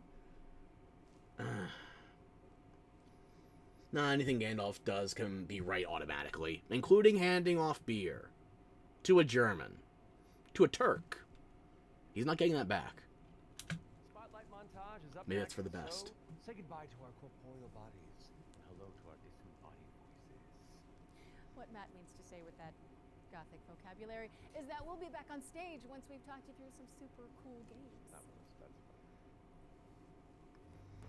The voice actors are going to use their voices. Shocker. Flickshot Rogues is a turn-based strategy roguelike where you trade tactical trick shots for devastating damage. Across a constantly shifting cartoon peninsula, players will trigger explosive combos and commit to game-changing upgrades. It's coming. You could be a game developer, just need an AI trailer and a Kickstarter, won't be making a game, just watch the money roll in. So I see you're going the Star Citizen route. Or maybe that's more Earth 2. Excuse you, you're green. Pick a nationality! You always add more! Every time! New busyness strat. To PC later this year. You can try it for yourself ahead of time by checking out the free demo on Steam. Now let's take a Let me just go back to this. Flickshot Rogues is a turn-based strategy roguelike where you trade tactical trick shots for devastating damage. Across a constantly shifting cartoon peninsula, players will trigger explosive combos and commit to game-changing upgrades. It's coming to PC later this year. You can try it for yourself ahead of time by checking out the free demo on Steam. So it's all about physics-based throwing things into the range of roguelite tower defense? I don't see the appeal. Don't think it's new, all AAAs are doing it. How dare I insult an Egyptian? And you're part Welsh! I am wearing hieroglyphics, damn it! I will throw the Egyptians at you! Sadly. Not so sadly, even. If it's a pyramid scheme, I'm going to get to the point of it eventually. Now let's take a look at Under Par Golf Architect, an all-in-one simulator with mold terrain to create world. I don't like golf. And then try them out firsthand, as well. There's exactly one thing I like about golf. A Robin Williams stand-up bit about golf, where he tries to explain the invention of it. That's it. That is the entirety of what I like about golf. Placing the green and obstacles between, you'll manage staff, budgets, and customers on your way to crafting a golfer's paradise. It's coming soon to PC and consoles, but you can wishlist it now on Steam or the Epic Game Store. Ascend to Zero is up next. It's a hack-and-slash roguelike where you play as the last surviving human of a devastated world. To help with that unfortunate predicament, you can freeze time to anticipate attacks and topple voxel monsters. Ascend to Zero is coming soon to PC, but in the meantime, you can check out the free demo on Steam and drop it on. Okay, it seems like a pretty standard formula. The world moves when you do. I've seen that for, what was it, Frog or Froggerai? Something like that.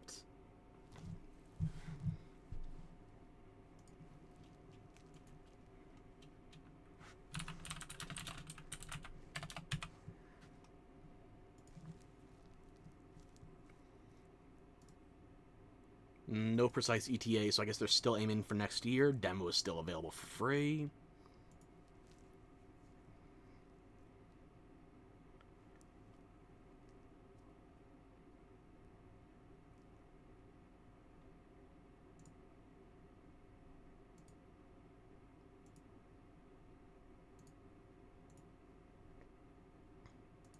I don't know about this one, but the idea of the world moving when you move, even if it has been done before, I do enjoy it still. It lets you be very tactical. Old school Dragon Age type of combat camera. Or how about Animal Kind? This is a cozy cooperative town building game where you play as a crew of adorable critters. Oh boy, we get Paw Patrol mechs. Players will use their industrial grade opposable thumbs to scavenge the landscape for materials and establish a community of cute creatures. Animal Kind is coming soon to PC, but if you head to the Steam page, you can sign up for the alpha playtest, which is arriving in July. Next up. Do I want to see your whale impression? You better not just be speaking like Dory from Finding Nemo, because that would blow. Don't Wake the Beast, but the developers have sent over an intricate I say that as a quarter whale, and not just a blur. What the fuck? My name is Timmy. I'm the game. Gandalf, what did you just do?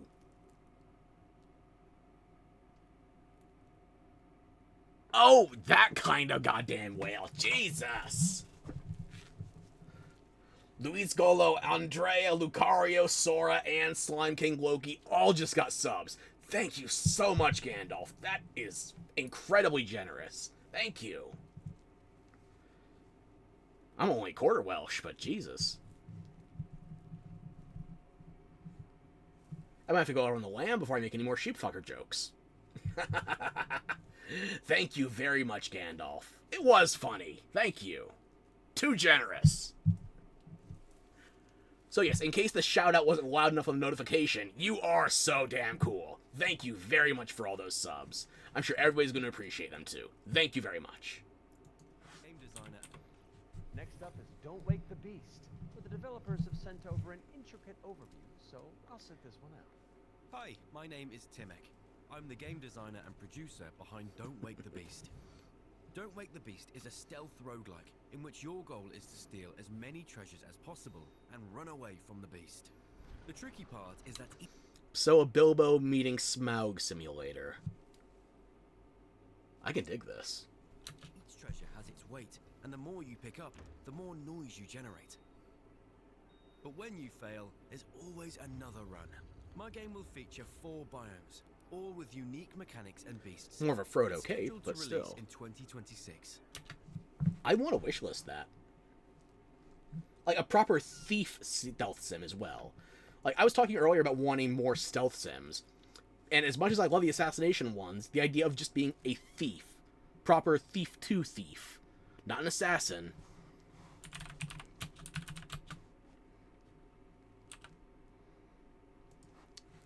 But you have to be stealthy because you're not a big combatant? That is what I like. At times. Sometimes I want to be a hitman, sometimes I want to be a thief. thank me for the awesome streams and the massive amounts of entertainment and all the hard work I put in. I do none of that. I fumble through all of it. I'm not good at it either. I do my damnedest, though. You miss Thief 2? You'll love the story in that game. I haven't played Thief 2 in so long. Maybe I want to go back to that. I think Thief 4 was, what, 2014? Sounds about right. It was over 10 years ago, at least. And now they're talking about a new Thief game, but it's going exclusively to VR, which means I'm probably never going to play it. But yeah, Don't Wake the Beast does look cute. I see this as having potential. Like, with unique mechanics, there's always another. I don't know how you get out of this. Like, if you're weighed down with so much loot, what are your tactics? What are your tools? They showed off a grappling hook earlier.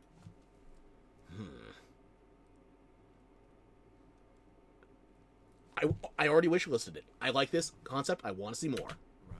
My game will feature 4 biomes, all with unique mechanics and beasts. It's scheduled to release in 2026. You have Thief VR in your wish list. You'll have to let me know how that A goes. cultist simulator where you try your best to bring about the end of the world. Inspired by Pikmin, this cute and creepy multiplayer... Inspired by Pikmin. I would have said this was more Cult of the Lamb minus the Animal Crossing. roguelite tasks you with performing blood rites and recruiting followers to please the old ones.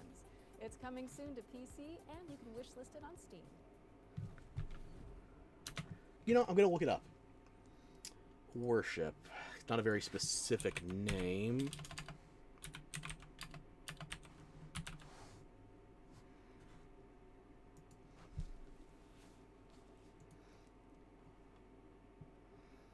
The only other game they've done is Struggling, and I didn't try that one. Physics-based platformer. You know, I'll wishlist. I'll think about it. I'll see what else they got. That would be nice if it had Twitch integration. Cult of the Lamb has Twitch integration, doesn't it? Shit, I have not tried that. I wouldn't say no to that in Worship, then. That was our spotlight montage. We hope you enjoyed the summer showcase selection. Laura?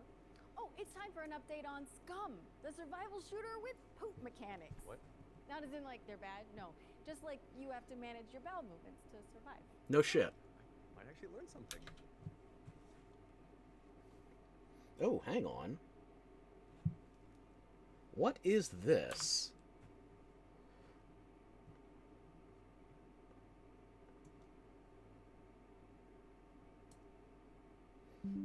I believe we've earned a hype chest. Let's see what's in there.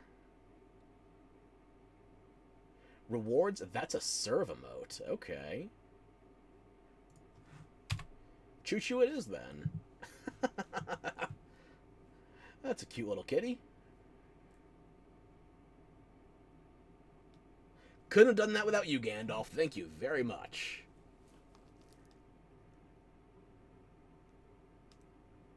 Okay, so I guess that's, I've seen hype trains before. I didn't know hype chests were a thing, but I've never been on this end of it.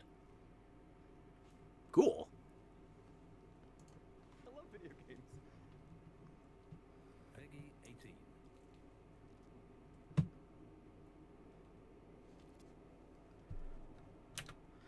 I think some of those negative reviews might have been from... I did a podcast a long time ago. This was back when I was helping out a friend with Louder Than Gaming. It was probably like 2018, 2019 when this was first being discussed with Scum. Like, they were having the prisoners, the inmates that were populating the NPCs, and also player characters, not just NPCs. They were having them get tattooed with gang affiliations and such, and people were worried that they were having, like, IRL representation.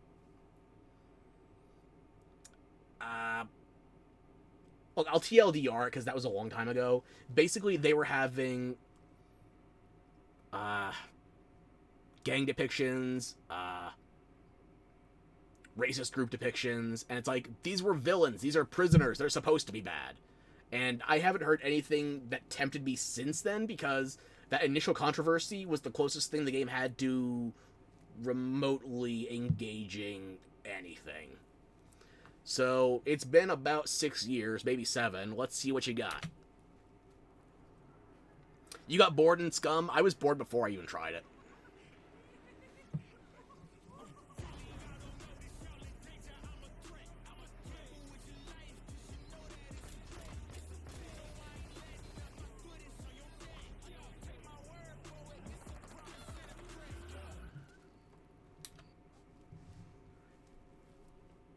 Look, if you're gonna try and use your negative reviews for advertising, you have to look not shit.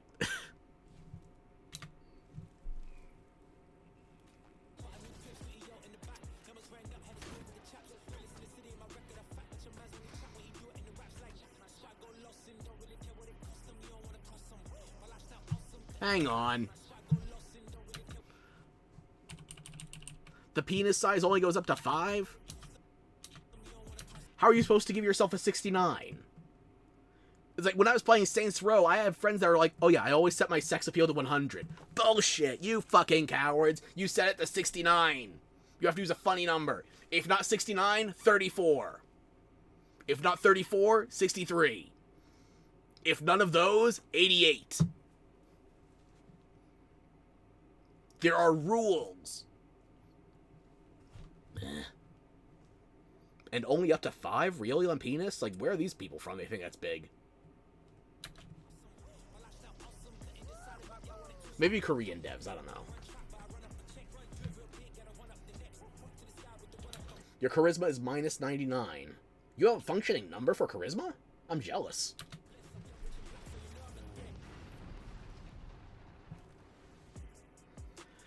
Am I ready for Scum? No, you can keep it, thanks. If those inspired reviews have grabbed your attention, then we're here to help. Yep, you can head to the link on screen right now for a chance to win one of 100 keys for Scum. They reminded me that you wasted 6 to 7 years of press for nothing. The rest of us when it launches on June 17th. Our next game is a squad-based survival shooter where you dodge deadly dinosaurs. Here's the latest trailer for Death Ground. Deadly dinos are on the loose in Death Ground. Whether you dare to enter solo or in a squad of up to 4 players, you must do everything you can to survive these dinosaur-infested abandoned facilities. Please tell me it's asymmetric multiplayer like Dead Space 2, where you have one team playing humans and one team playing dinosaurs. Like, don't tell me it's all PvE. Or PvPvE, where it's like some humans on one side, some humans on the other, and all the dinosaurs are AI. Please tell me it's more like Dead Space 2. Could you survive? Hi, we're George Rock Games, the indie dev team behind Death Ground. The main threat you'll need to avoid is the raptors, specifically Utah raptors. So unlike velociraptors, which are much smaller, they measure around 7 feet tall. I'm about 5'3", so that's a pretty menacing height comparison for me. We've spent most of our development Are you going to give them historically accurate amounts of stamina too? How do you get something that size with that tail to behave all in multiplayer? Exactly. Of course, there'll be other dinosaurs for you to deal with. The number one culprit for causing chaos is the Compsognathus, aka the Comp. What might look like a decent hiding space for you as players might actually be a refuge for these little creatures, fitting the terror in territory. As for other species, Ah, yes, the Chihuahuas. Brachiosaurus and Triceratops roaming around in the background. And the next thing you know, you're being chased by a Tyrannosaurus Rex. Give me a Carnotaur, you coward. It's smaller than a T-Rex, you could fit it in more buildings, and also it has horns. Yeah, I know it's kind of like the edgier underdog version of the T-Rex, but I like rooting for underdogs. Give me a Carnotaurus. There are multiple maps and missions that will be playable at launch. Mission Command, the single-player All your knowledge about dinosaurs comes from Jurassic Park and playing Ark. You might be overqualified for this game. We'll see. Geothermal, where you need to repair everything so you can restart the power plant. Agricultural, which has become a little bit overgrown and it is in need of some weeding. And biomedical, which is my personal favourite, where you'll have to sneak in and steal raptor eggs. Ah, stem cells. From Scalies. Each mission is replayable and is an important piece of the puzzle. Each detail or collectible that you come across Deathground is launching on Steam Early Access this year. Keep a lookout for our roadmap. I don't know if that's my cup of tea, because it seems like the dinosaurs are purely for NPC, not for players. Like, for a survival shooter, they're not willing to go all the way that Dead Space 2 did back in 2012, I want to say. I think Dead Space 1 was 2010, Dead Space 2 2012. I miss the multiplayer from Dead Space 2. If they do a remaster of DS2, the way they did DS1, they better bring back the multiplayer. Please? Let me hope. Deathground is launching into Steam Early Access later this year. Keep an eye out for roar news on that front. Refusing to acknowledge that pun, so let's move on with our second. Really, Matt Mercer's gonna set the bar on Here's Growth puns. Factor to tell us more about the studio's new weird action-adventure game, Hell is Us. This one's genuinely got me curious. The amount of information depth that you could acquire from NPCs as well as environmental exploration, it seems adjacent to, I'm not going to say it's all the way, but it seems adjacent to something like Morrowind. Classic RPG with more... Don't I dare insult Mercer? That's what he's there for! The DM needs to be BM'd. You'll come for my ass. Well, you may need to make a few return trips. But yeah, the amount of information depth in this game, where you're just trying to acquire data via dialogue with NPCs, as well as the environment, it gives me Morrowind vibes. I'll say vibes. I'm not going to go full on Morrowind. Oh no, I don't? What? You think you can take me all at once? Mercer's an amazing Pookie. I tease everybody, including people I like. You think I'm going to take it easy on him? The DM's used to having to roleplay, so I'm just going to get my satisfaction out of it. No harm. Maybe a little foul, right? That's it. Plane ticket booked. Well, guess we better take off with this trailer again.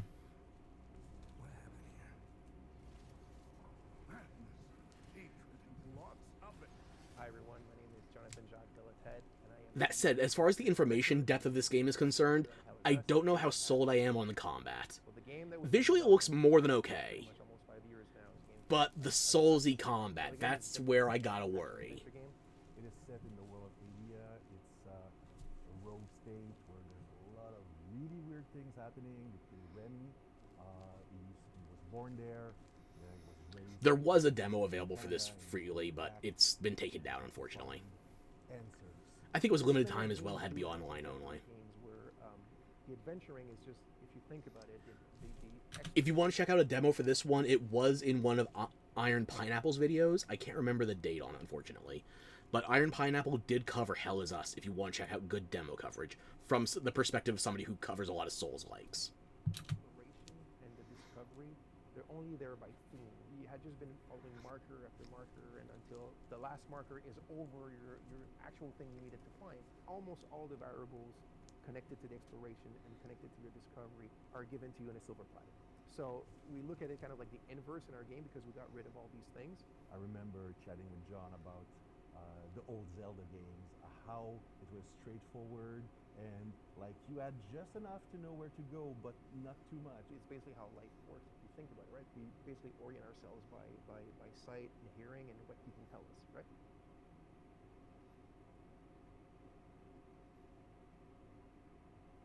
Once in the woods, follow the wind chimes.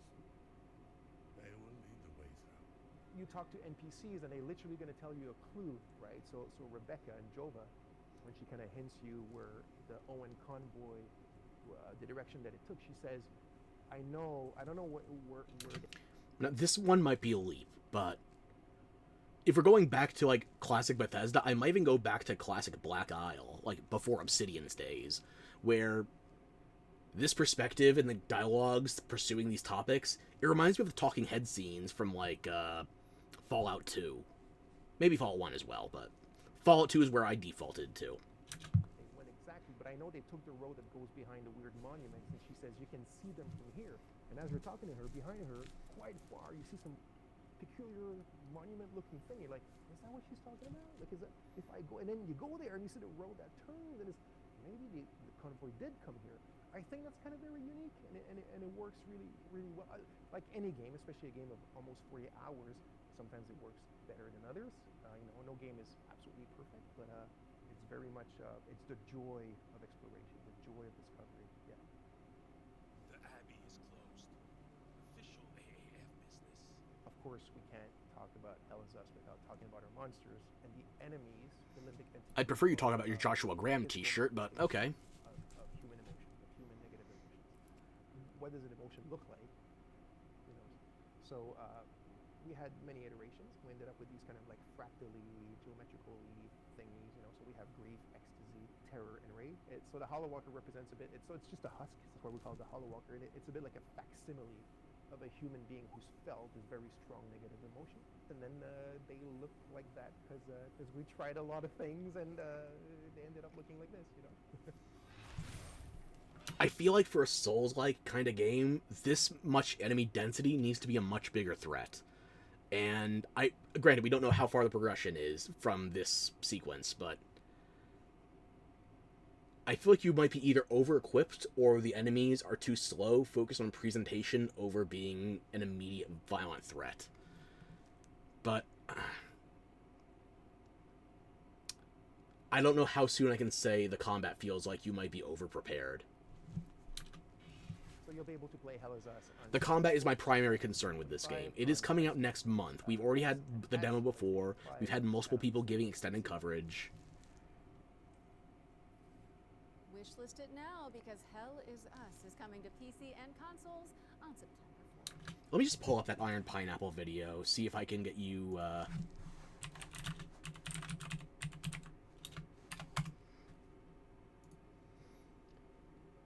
If you want to look at good demo coverage of it, I believe he's done the best that I've seen. So...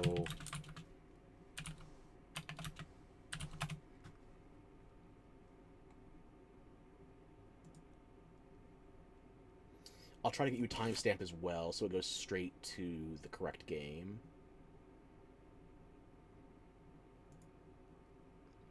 Okay.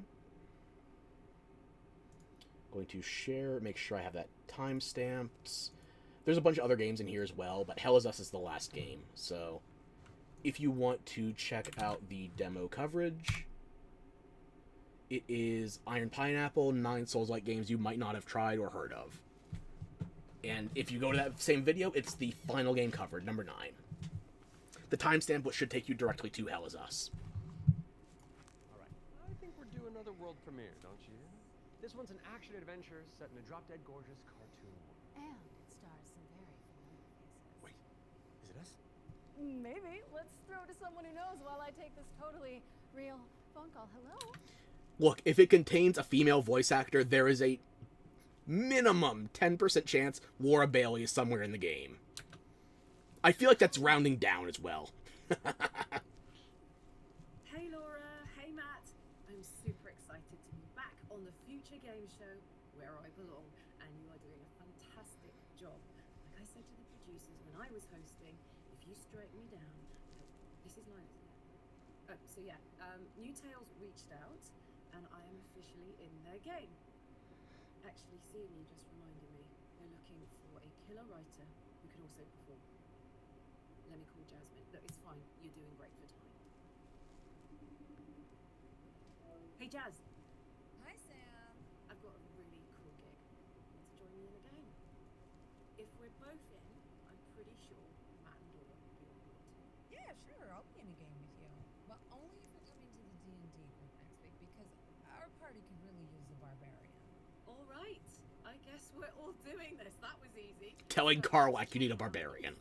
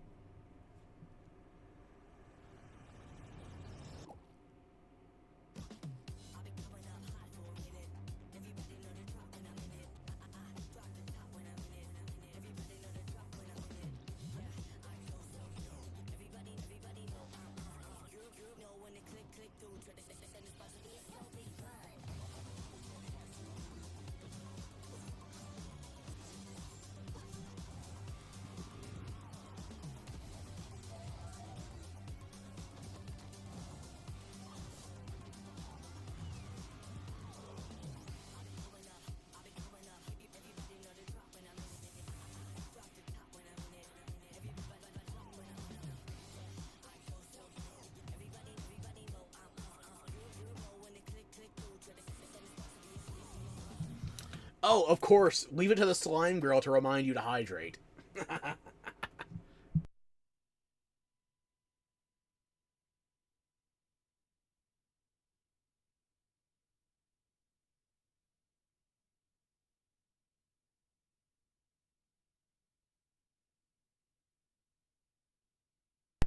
Don't worry, I didn't slurp her up.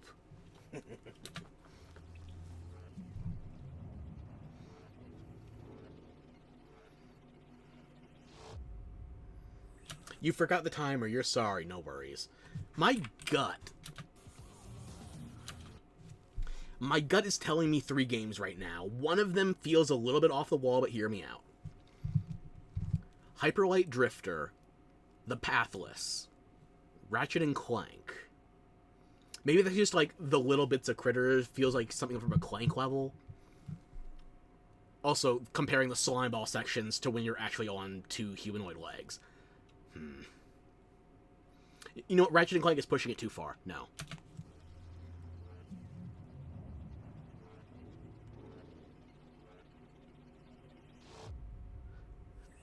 But I will stand by the Pathless and Slime Rancher.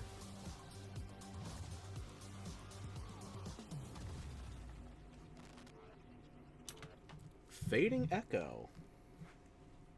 You're going back to bed, your body just realized it's only had 3 hours of sleep in the last 48 hours. You gotta take better care of yourself. Somebody in the same hemisphere as you has to do something about that. Nudge, nudge, wink, wink. But yeah, Gandalf, have a good rest, and thank you again for stopping by. Thank you again so much for your generosity earlier. Those subs are going to go a long way. Thank you very much. If I'm overstating my appreciation, no, I'm not. I'm going to overstate it once more. Thank you truly. Hope you have a good, long nap. You deserve it. And if you don't, I'm going to send more to annoy you.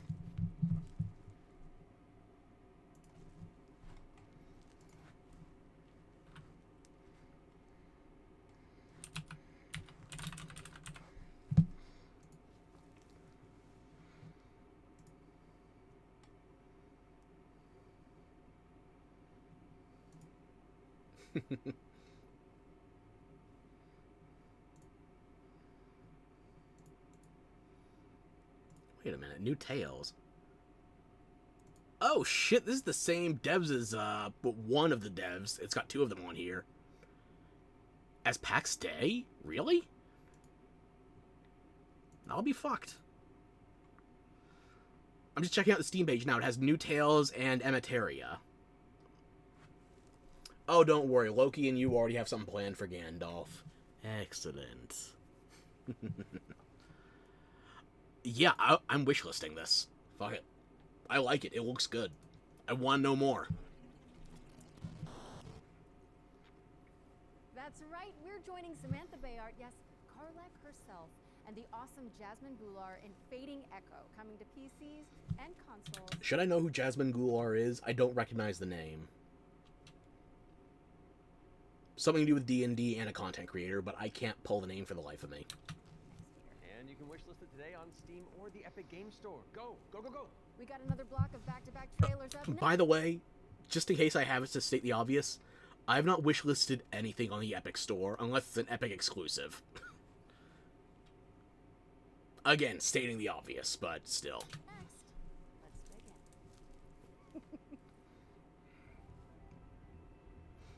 We have been blessed to live in times of peace, but our city is not without its enemies.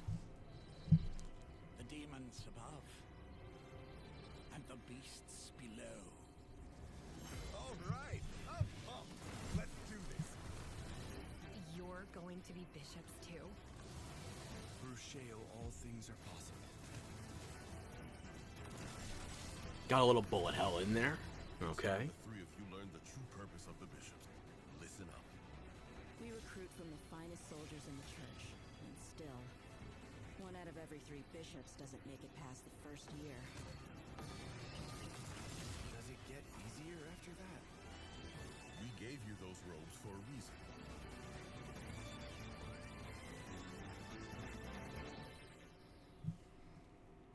Damn. Sacrifier. It looks cute. It does look stylish. I'll give it that.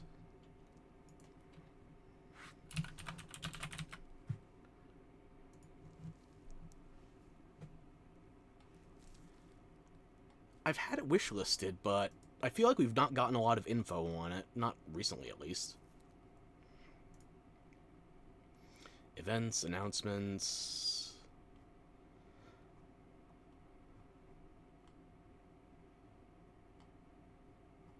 Let me see here. Yeah, I wishlisted this back in 2023. June 2023. Was that still SGF, or was that back in the E3 days?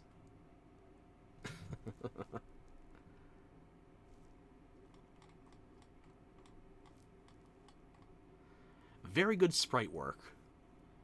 As far as the combat's concerned, I'm more interested in the bullet hell elements than the traditional JRPG side of things, so...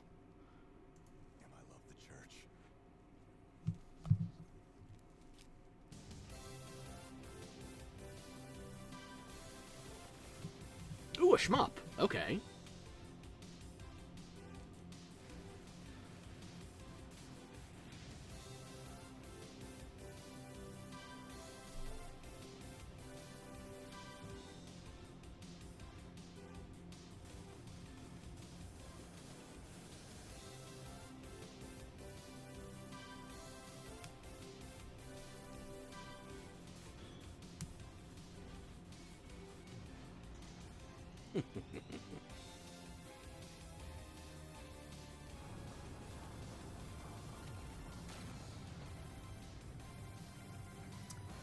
I miss classic shmups, but I don't think I can handle them anymore.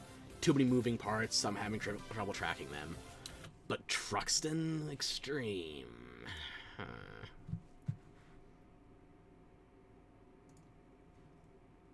Maybe I give that a glance. Old ass!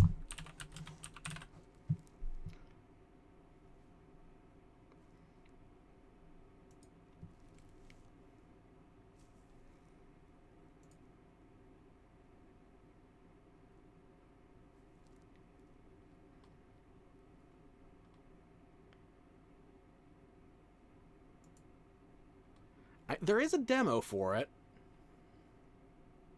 There was a demo for it. Motherfucker. The Truxton Extreme demo was limited time. Unfortunately, it's gone now.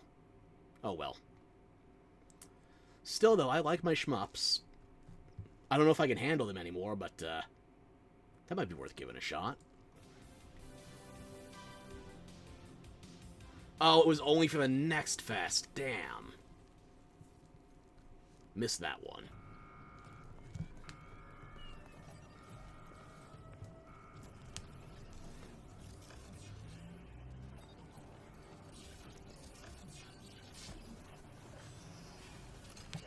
Ooh, I guess you have an army bot.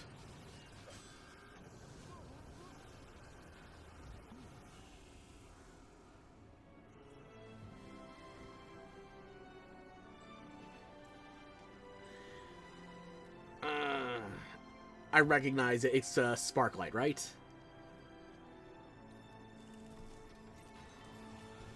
I prefer the animation in the cinematics over the actual gameplay. The style just does not translate that well into what they're doing with 3D.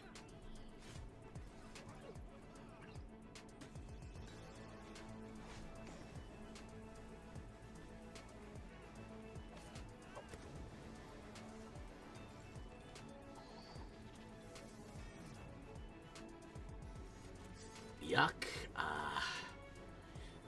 I don't know if I'd go that far, but it's a hard argument to be made. You've got to be doing something wrong when I'm bored by hoverboards.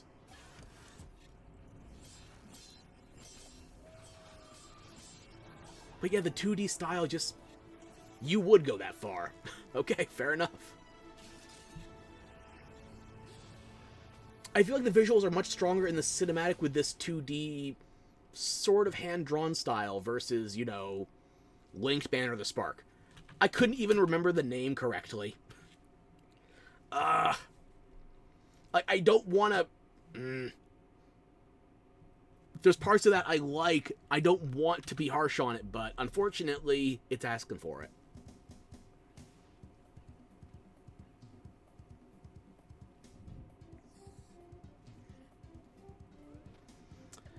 Joe and Mac was not my cup of tea when I was looking at retro games, so I don't know Joe and Mac. I've been harsh the whole time, bitch. Don't back out now. I'm harsh on the things I think deserve it. I don't know if Banner of the Spark deserved it. I even insulted Mercer.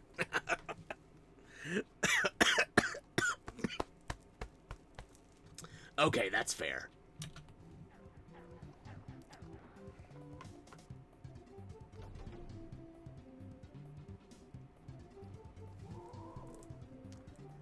Hydrate. Alright, alright.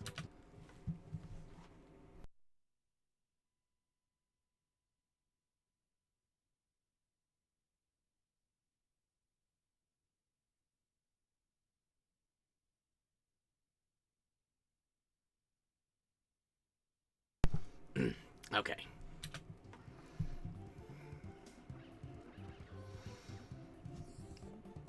Uncensored and with new features. Oh boy, scan lines.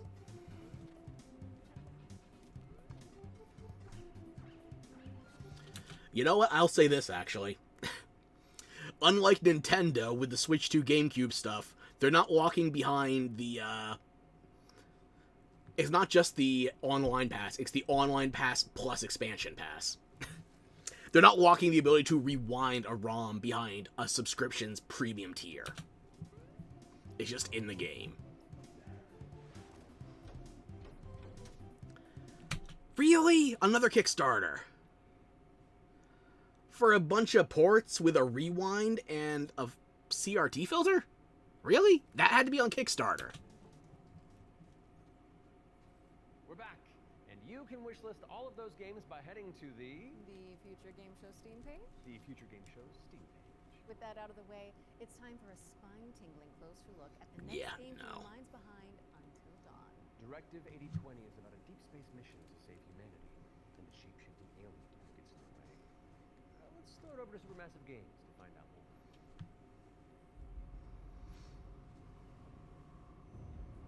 We are going to do this. Just lower the gun. Not until you move from the scanner. Those things can change shape.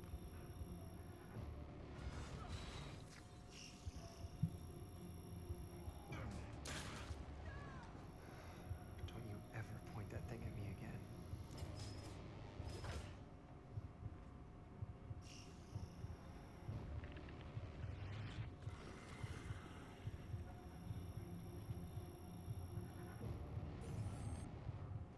If the Callisto Protocol wanted to be the thing instead of Dead Space.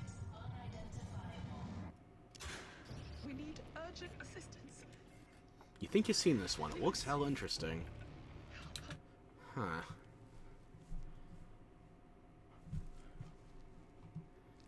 It's coming out in 2 months. Maybe we have more info on it. Hang on.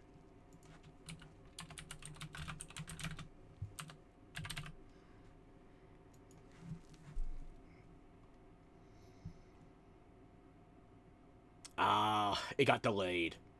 It's coming out 2026 now, unfortunately. So the only new info we have is no longer this year. Ah, damn it.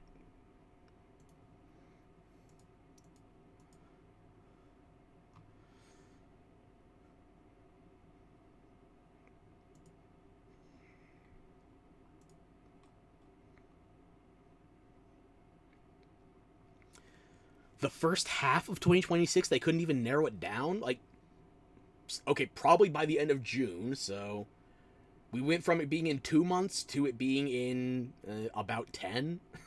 Oh, well. I would rather it be late and come out good than launched prematurely and need fixing, so I get it. But yeah, I'll stick with my comparison. I feel like that's the Callisto Protocol if it wanted to be more the thing than Dead Space. I'm not a big fan of the Callisto Protocol, but it had a budget, it had people working hard on it, so We'll see if this one pans out. Directive 8020. Could be good. But what if that went differently? Hey, I'm Will Doyle, Creative Director on Directive 8020, and I'm here to share with you a new feature that we've added for the first time in a Dark Pictures game. Turning Points is a new narrative system which allows you to go back and change the outcome of your choices. As with all our games, we've added a rewind button in a cinematic game. Maybe I was being generous with Callisto Protocol. 8020 has a branching story with multiple endings. You'll be able to track the choices and paths that you've taken in the game and see alternate paths that link to each of the major decisions that you've made. With Turning Points, I couldn't help but notice that your choice tree didn't exactly go wide, just long. Just a gut feeling from what we saw, just my impression. you can rewind to a pivotal point or decision, collect missing collectibles, or see how different choices would have played out. By the same token, your action... Also, I want to say, I'm talking a lot of shit. I like Until Dawn. I've not played a lot of other Supermassive games, but I like Until Dawn.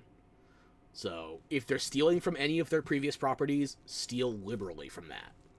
If you want to live by your decisions, there's also a survival mode setting that prevents you from rewinding, but still lets you view the decision tree. Turning Points will be available both digitally and physically for all copies of the game, from when you start your very first mission.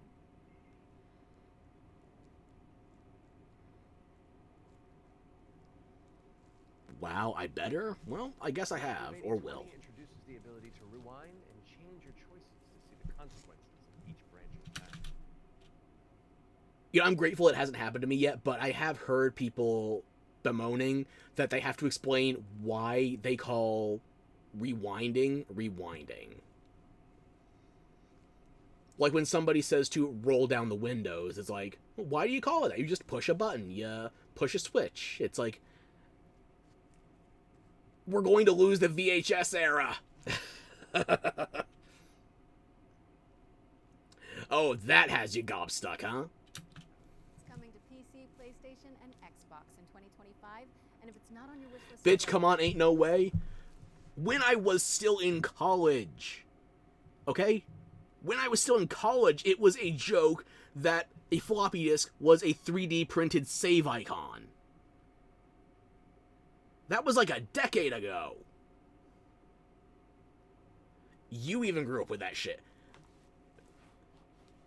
We are losing the references. We are losing the technological touchstones faster with time. If my sister didn't have a stockpile of her old Disney VHSs, I think we might lose that to just my nephew. The next generation immediately. Gen Alpha be cooked. I think we are at the unfortunate point where only like a block of 20, maybe 30 years of people understand troubleshooting computers. Like, you talk to kids nowadays about saving files on their phones, they don't know where it's saved. Like, never mind, like, is it internal memory or an SD card? You have to explain fucking folders to kids. Folders!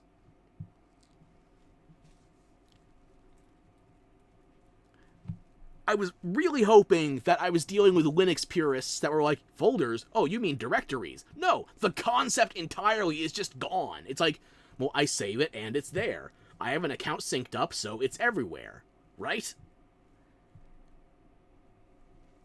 Honestly, don't know a lot of shit about it either, but that's because you're stupid. I'm worried about the next generation. Because, speaking just for myself, I had to deal with a lot of jank to get computers to do what I wanted them to do. I had to learn how to troubleshoot. I had to learn how to build and fix things. Because it didn't just work out of the box. But you get people nowadays, they're so used to technology just being idiot-proofed from the get-go, they don't need to know how it works. Yeah, your cousin's already done for it and he's only 15. Ugh. Rip that Will, man. I think the only way we're going to get the next generation invested in technology to the point of understanding it is if they are specifically tech enthusiasts. Because we're already seeing the levels of, like, Most kids, their first tech interfaces are going to be touchscreens. They're not going to be adapted to tactile keyboards by default. The idea of manual data entry versus predictive text on a digital keyboard. That is something, that's a barrier to overcome. That is horrifying to me. Make them all tech enthusiasts. Let them learn. If I have any say in the matter, if I can do it to my nephew, if I have my own kids, I'm going to do my damnedest. Nah, hell, you're gonna teach your kids the good old shit. Yeah, I'm not gonna make the same mistakes as my parents. I'm gonna make new mistakes. I'm going to try to inculcate them in machinery. Adeptus Mechanicus for life. And beyond. Ready. Go fix that.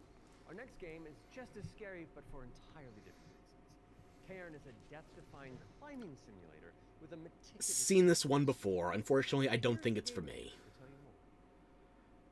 It's more rock wall than peak. A survival climber. Your goal is to climb a mountain and reach a summit no one has ever conquered. You can climb almost anywhere, and the climbing mechanics are highly realistic. Peak way better for real? I don't know if you've checked the Peak Steam page, by the way. It got an update. They added a new biome, which I think it can replace the ice biome with a sandy mesa. They also added cannibalism! If you're desperate enough, you will see your teammates as fried chicken. Crispy. Carefully manage your balance and stamina. Make a mistake, and you'll fall and get... You already tried? Shit. We are also showing what it's like to climb at high Laggy as fuck. Well, fuck. When you get up there, you'll face ice walls that require you to use ice axes and spikes. But don't think you can just jam your tools into the ice. Ice climbing is precise. You'll need to aim for cracks and edges to get a solid grip. Cairn's realistic climbing system also supports mixed climbing. That means you can have one... You betcha as soon as I get better, you're gonna eat my ass. In peak. As in chicken. Well. I guess you could be parting out thighs. There's worse options, but... if you're gonna gobble it up, be my guest. We'll see what happens. One end on the rock, and the other using an ice cube. Hopefully it won't take 128 days to get better, then. It's up to you to read the rock face and choose the most strategic route to the top. Imagine being able to sacrifice one of your limbs to give somebody like a small bit of food. You can already give it a try in the demo available on PC and PS5. Yeah, look, I've seen Cairn. I don't think this one's for me, unfortunately. Cairn is coming to PlayStation and PC later this year. Imagine Peak with more busy work and no co-op. What's next, Matt? We're mixing things up. Oh my god, they need to add that. Just a nibble. You could be reaching for somebody's backpack or the nape of their neck. They'll never know. Give health or take There it. are two great games from our friends at Quality.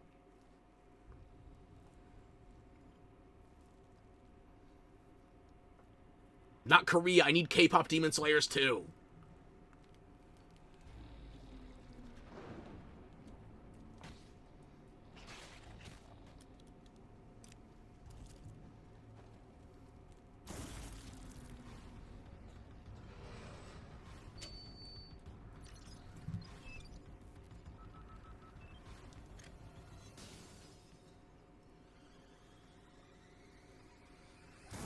Now, the real question for the RE vibes.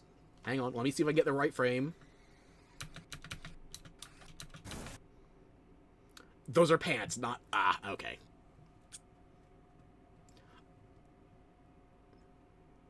You gotta bother me? Bring back Chinu! We were gonna know if they went too far in the vintage RE direction if those were flesh-toned and not pants. Those are white, not skin tone, so... That said, they could go too far in the other direction and still be fun.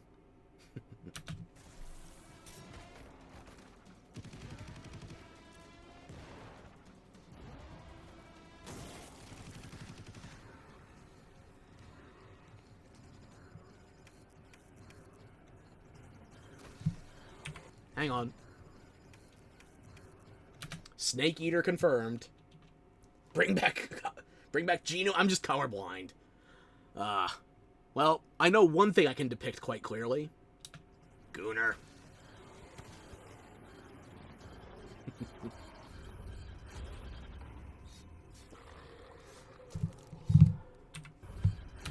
zombie T-Rex! Now you're speaking my language! And a heal fatality. Stiletto in both senses of the word. Can I call that Bayonetta coded? I'm calling that Bayonetta coded.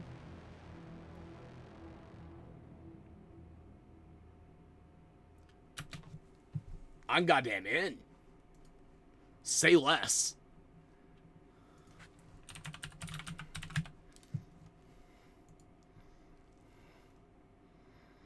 There's a lot of games with the same exact name. Thankfully, I can look at the logo. Okay.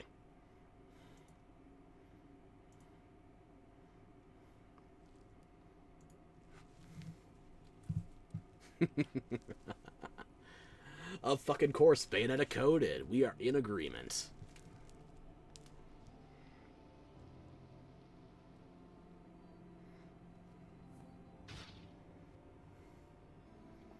Well, this isn't Sparta, so what is it exactly?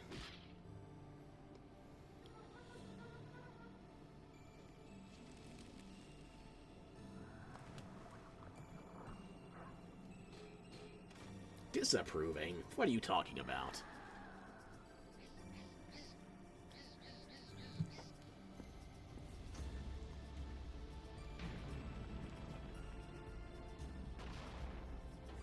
The vibe is Bloodborne PSX demake, and I'm here for it.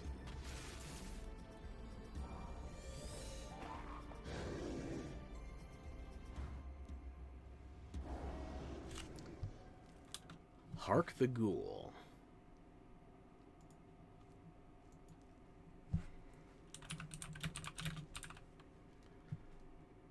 Ooh, is the demo still live? I've had this wish listed for a bit. It's coming out next year still. Wait, how do they have reviews if it's not out yet? Did they have early access or something, or the reviews for the demo?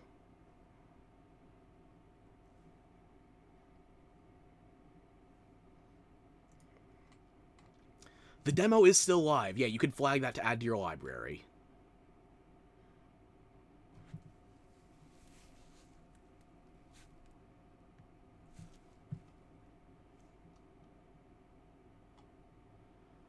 Yeah, I guess the demo came out October last year. They've updated it. But, They're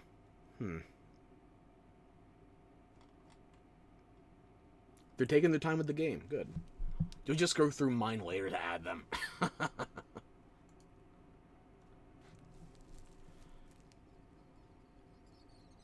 I like these retro styles that are more like Zero are both coming soon to PC. vintage 3D. Next, Laura? We're taking a look at a game called Hella. It's a cooperative folklore adventure where you and your friends band together as brave little mice. AKA Moss without the 3D, or without the VR. Yeah.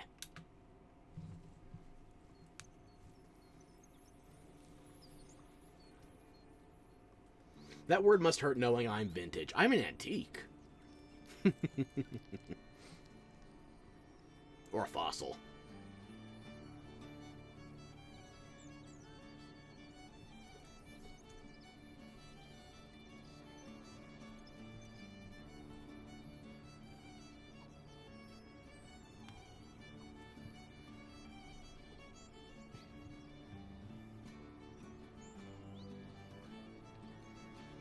So yeah, this is one that does have co-op as an option, which brings into question how the puzzles are necessarily going to work in single player. Up to 4 people platforming. Could be cute. Oh, so you can add me to your bone collection then. Yeah, it's not Hella's first time out.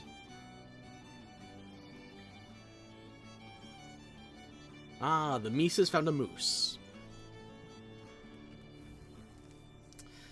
I don't think this one's for me, but it looks cute. I can see the appeal.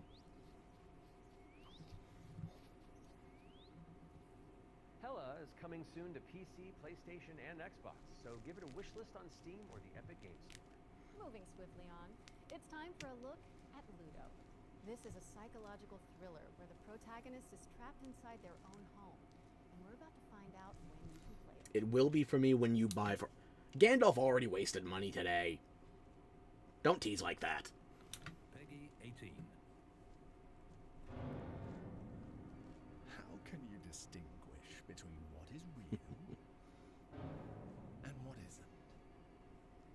trust what you see? What you hear?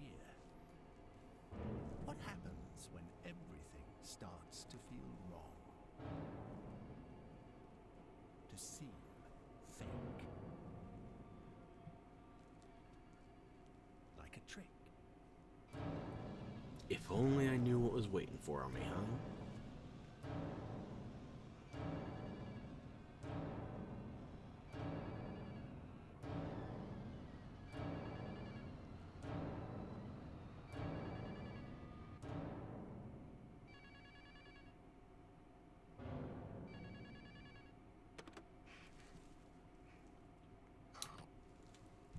The vibes are right for this trailer. I don't know if I trust it to be a good game, however. It does seem like it would be a stronger movie than anything else. Let me just see what we got. It's Broken Bird. And Broken Bird has exactly one game on their bibliography. And it's this game.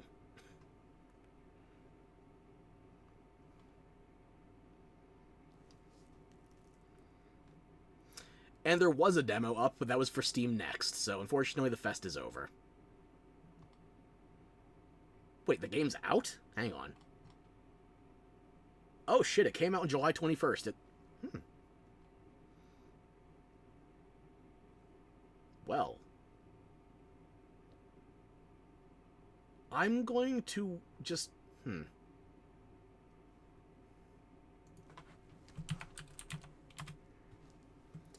I'm not going to wishlist that, but I am going to look it up later. Maybe see if I can find some videos on it.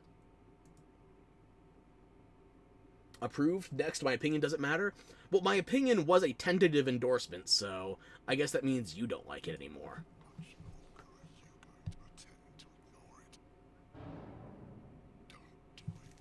Oh yeah, that date would have fucked me up.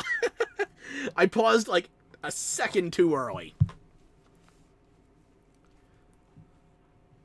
American dating formats, damn it, there is no 22nd month. Or are you telling me October again? Yes, you'll always disagree with me. And I will find a way to twist it back on you. Ludo is coming to PC, PS5, and Xbox. In the meantime, you can wishlist it on Steam or the Epic Game Store. It's world premiere time again, and this next reveal arrives with an introduction from a very special someone. Hello everyone. I'm excited to be a part of Future Game Show 2025. There are so many amazing games coming out, and I'm very happy that I have a bit more time to play them these days. As many of you know, I have been a huge fan of the work of N-Dreams. Synapse is my favorite VR game of all time. Really? I'm honored to present this new groundbreaking title from the team. I would have gone Super Hot more than Synapse, but... I shall see you.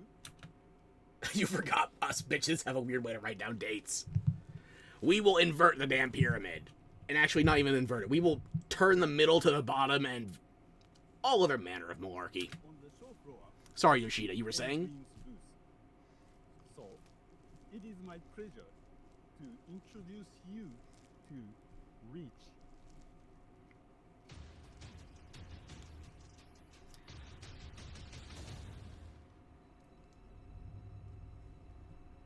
Huh.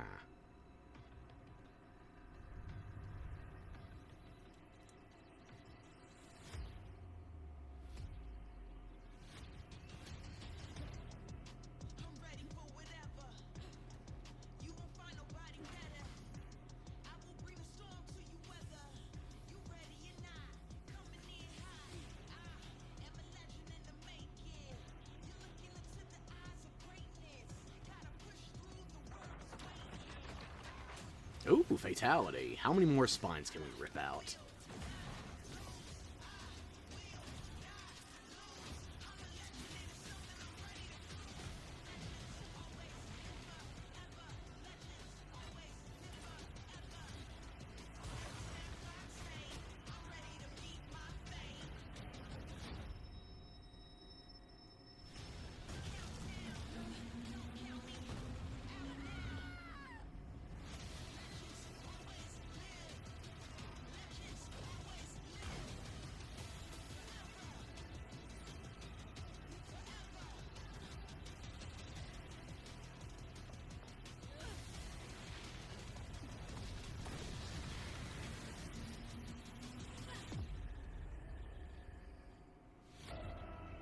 Ah, yes, the best shot was actually no longer in VR. Steam VR, PSVR 2, and Meta.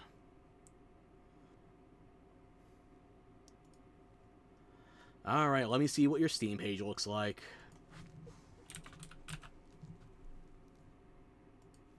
Again, another generic name, but you have a distinctive logo.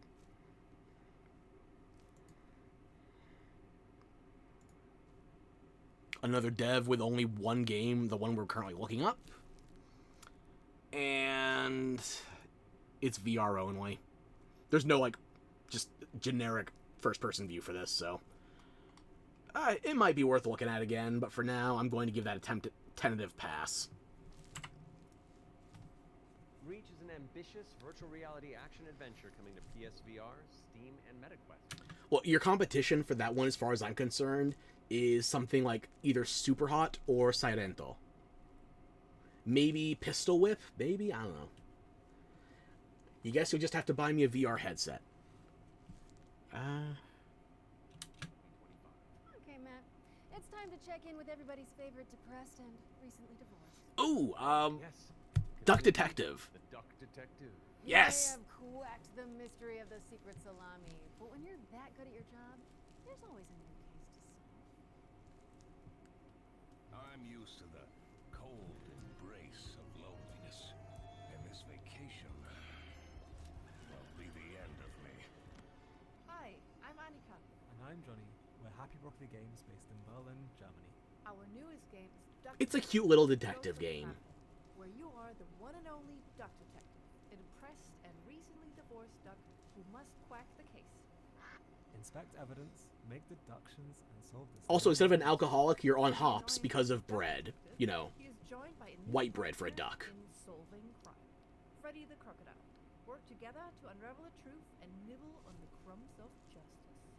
Right now, we're working on a simplified Chinese language update that is coming out later this year. We're very excited for you to play. The game is out on Steam, Nintendo Switch, Xbox One and Series XS, and PlayStation 5. Thanks for watching, and we hope you enjoy the rest of the show. So yeah, there are 2 Duck Detective games, by the way. This is the second one. They're cute. I haven't played the second one yet, but I did watch Many a True Nerd play it for a bit. Are those bread slices? Duck Detective. The ghost of... So yeah, every time you see a bread slice in this game, think of it more like a beer bottle. That's the way the Duck Detective treats it. Those bread slices? Duck Detective. The ghost of glamping! Duck Detective, the Ghost of Glamping, has already waddled its way onto PC and consoles, so go check it out if you haven't already. Okay, we've Approve had plenty of next. exciting Glad we're birds of a episodes so feather. far, But how about a rhythm roguelike from the maestros behind Patapon? Yes. Dancing shoes, folks, because Ratatan is up next. Every time I see this game, I want it more.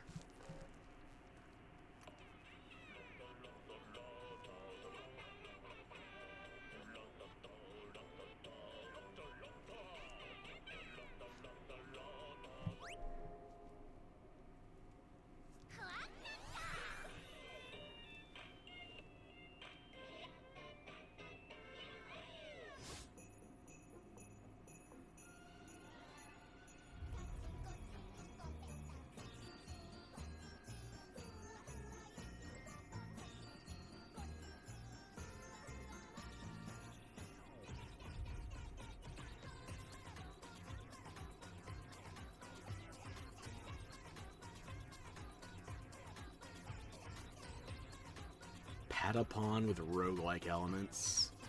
It's so goddamn cute, too. The 2D illustrated style.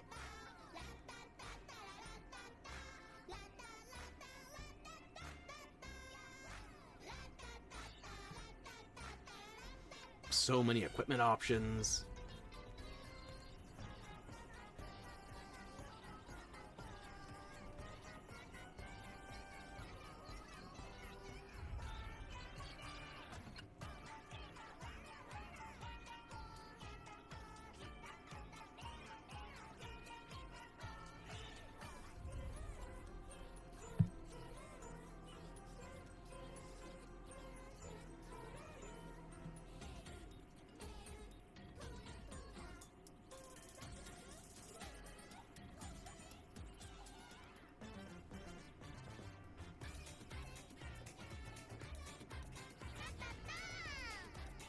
the black cat with the cloak and the one eye covered is the cutest.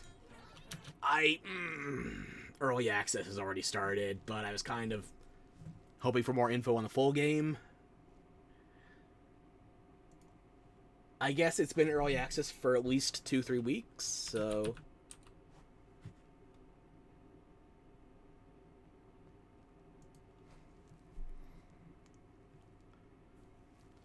Oh, hang on. Aha! If you flag the demo, add it to your library, you can get the soundtrack for free. I mean, it's the demo soundtrack, but still free. If you're gonna go full-on Patapon, you gotta have the music be good. So let me just give you that link in chat. There you go.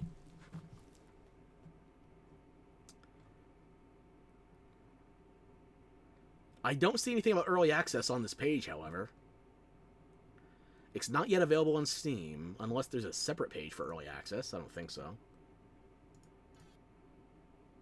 It might have been delayed.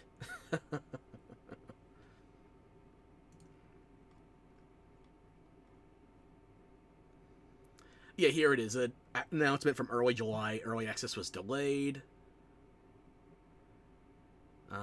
New release date is still being finalized.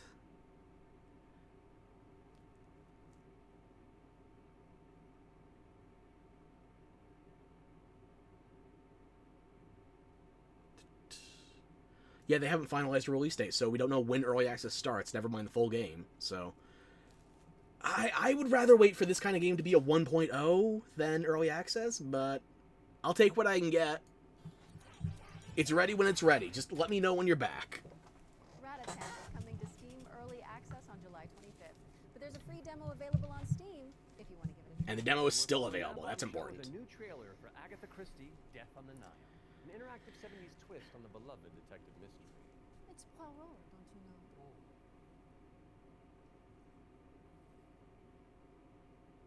Can't be. It's Hercule Poirot.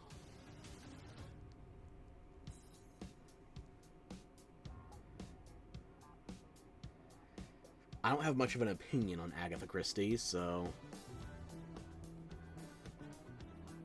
Monsieur Poirot, I guess you know why I asked you to come. What do you suggest? Was it with those DSLs? And can you confirm that all the passengers are present for the meal? Yes, we keep the list. Everyone is here. Good morning, ladies and gentlemen.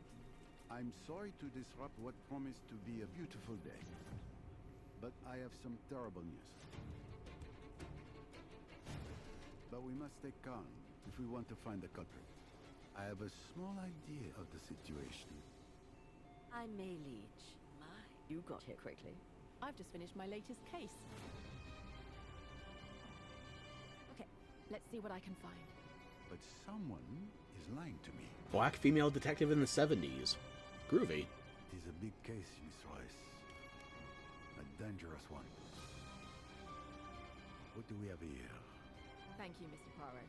I'm now going to search each of you. Then there's still time to stop them before they strike again. Tomorrow, the day at least is here. Every question must have its answer. Look, it's nothing personal, but as far as detective games go, I'd rather have the Duck Detective over Agatha Christie. It's nothing personal.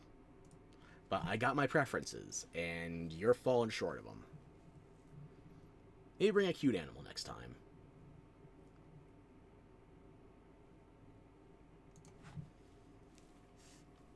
Agatha Christie, Death on the Nile is coming to PC and consoles in September of 2025, but you can wishlist it now on Steam or the Epic Games Store. Okay, I don't want to build up this next trailer too much, but let's just say you're gonna flip.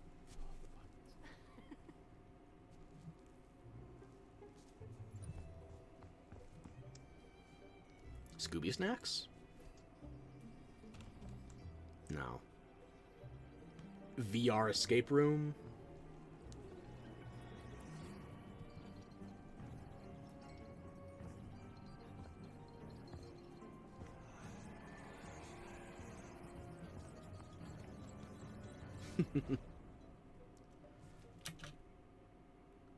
Okay, I'll be honest. House Flipper did not even register on my radar for the pun. Okay, sure.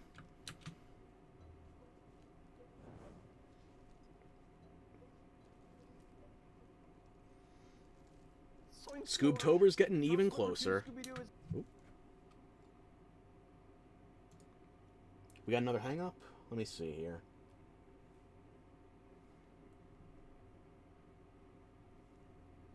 Okay, I think we're good now. Let me know. Welcome back. Alrighty.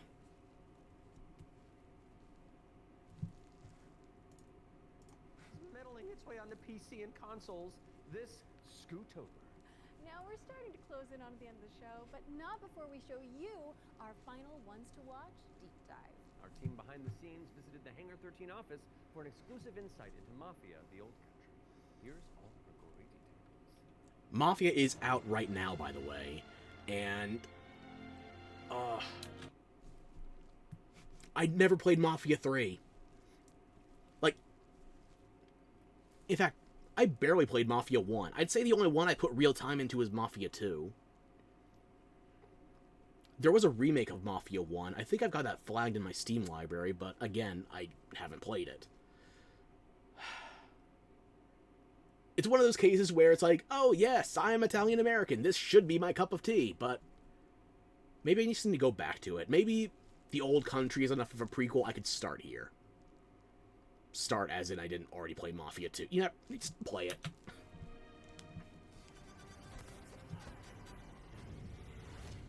Mafia: The Old Country is both a prequel to the original Mafia trilogy, and it also sets things up for what might be to come in the future, going back to 1900 Sicily, so the birth of... Ah yes, all the orange filter scenes from The Godfather 2. The actual Mafia itself, back to where organised crime first really came from. In Mafia: The Old Country, you play as a character called Enzo Favara, who's an upcoming gangster. Is everything sepia tinted, or are we back to the Modern Warfare brown filters? Sulfur mines, sold there by his parents, a really horrible upbringing for a kid, which unfortunately happened back in those days. So he doesn't know family, he doesn't really know love. He escapes, he falls in with the... Okay, it's not a fully brown filter. And then this game really, this story shows his rise through the ranks as he goes from being this impoverished young man to a made man. For Mafia: The Old Country, we moved to Unreal Engine 5, which has really enabled us to do incredible things with the characters, with the landscapes, with the cinematics. Every single aspect of the game has undergone a significant graphical upgrade. Mafia has always been about pushing the technology of its day to do the best in cinematic storytelling and exciting narrative gameplay. It really makes what's already an emotional story even more emotional and meaningful. We've been able to capture incredible nuances in the mocap, in the acting, in all of the character performances. That's really helped us to bring our story to life. And as a little taste of what's in store, we've got a cinematic to show, which shows a key moment in Enzo's story. Peggy 18. So gameplay not included, but we did just see a good hit of it.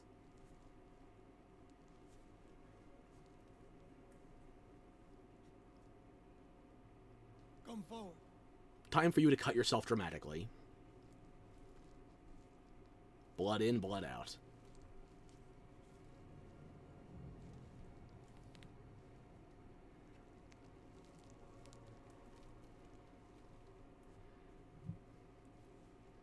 All of the men in this room are bound by blood.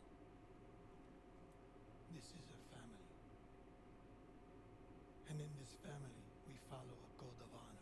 The blood of the Covenant. There's a way of life. A brotherhood.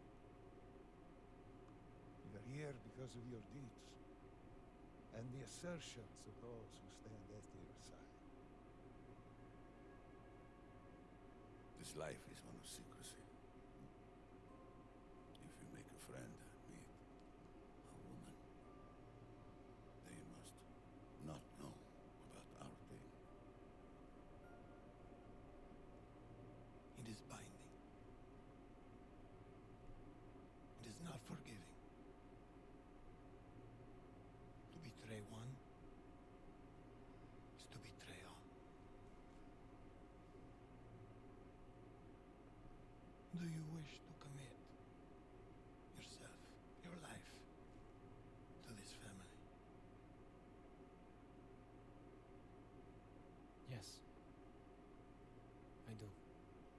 Inculcate the Sausage Fest. Before the eyes of all here present, join me.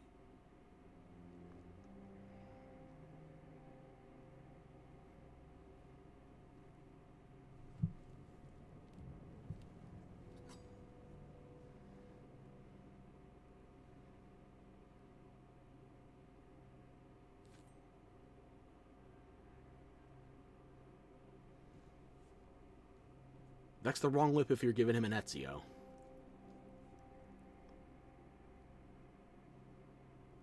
But at least they're not cutting the hands. Hey, hydrate. Let this play out first. Man's got blood on his lips. I'm jealous. I would lap that up. To this family. I swear my loyalty to this family. My flesh must burn like this saint if I do not keep my oath. My flesh must burn like this saint if I do not keep my oath.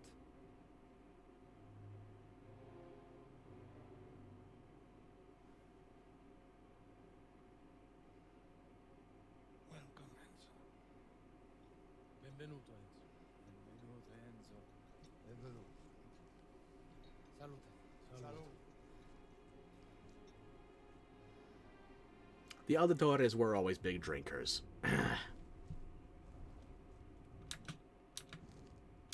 And now we drink ourselves. Hydrate to the old country.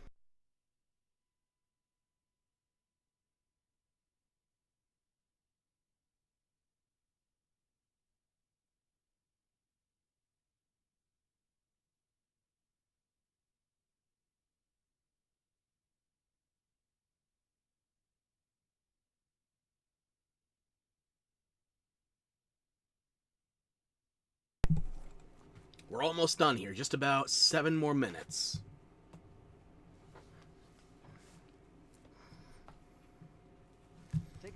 Of course, the Mafia wants one last payoff. August 8th for PC, PlayStation, and Xbox. Next on our docket is a developer presentation for Tenet of the Spark. If you haven't seen it all over social media, this is a time-hopping brawler where you solve puzzles and crush enemies across 3... Haven't seen a mumbling word about this one. I don't think.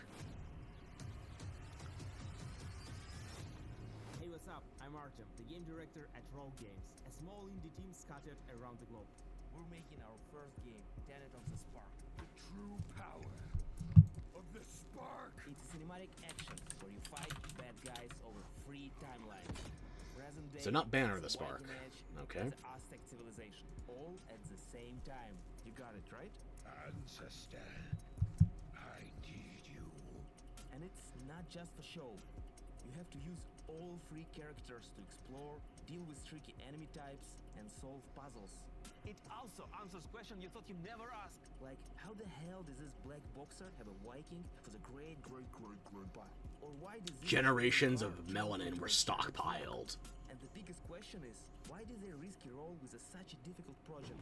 Because we wanted to play a game where you can start with classic 1-2, then send your opponent across the arena with your hammer, switch again to pull this dude a little closer, hit him with a huge combo across all three timelines. Alright, baby girl, gotta go. Thanks for hanging out more. It was great having you. And now we're making that game with a blood. I'll catch you next time. Spark, Tenet of the Spark. You got it, right? I got a little mini-me. Wash up, wash up. We're not dropping the release date yet because we want to do it right. But we can say it's coming to both PC and consoles. Follow and wishlist Tenet of the Spark on Steam. And go look at your family album. Maybe your grandpa was a badass like mine. You never know. Your grandfather was a camel. But I will wishlist your game because it looks cool. Games for the inside scoop on Tenet of the Spark. It's coming soon to PC and consoles, so pop it on your Thank you for the head pats, and thank you for hanging out again. I'll catch you soon. We're almost done here. For Creasel, Feeder of Idols. This is a first-person horror shooter for fans of BioShock and Resident Evil. You fight creepy statues on a tormented island, and use blood as your ammunition. I'm gonna pre-order it right now. Almighty Son, guide my path in this hour of darkness. You're still working? All right. As the shadows of the abyss close in, Then I'll give you another effusive goodbye later.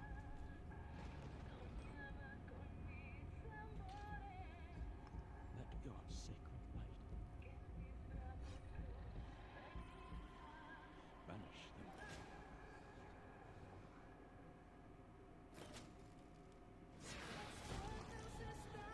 Freddy Fazbear, Catholic Edition. Let my flesh turn to ash. Ooh, blood forging.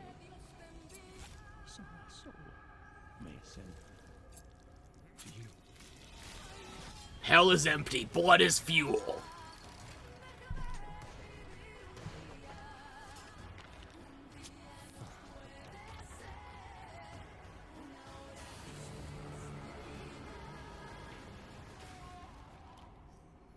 Consumed in your flames for all eternity, now and forever. Queso.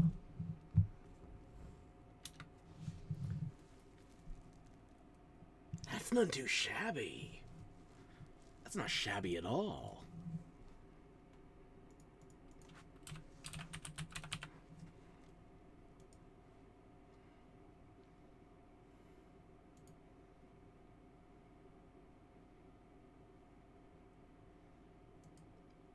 My gut reaction is thinking like Steel Rising or Lies of P. Granted, we're talking, those would be third-person Dark Souls kind of games. Versus this is more... Do I call Scorn? I don't know if I go as far as Scorn. Scorn is more H.R. Geiger. This feels more Hellraiser. It does look pretty aesthetic, alright. Holy moly, that was good. You're telling me.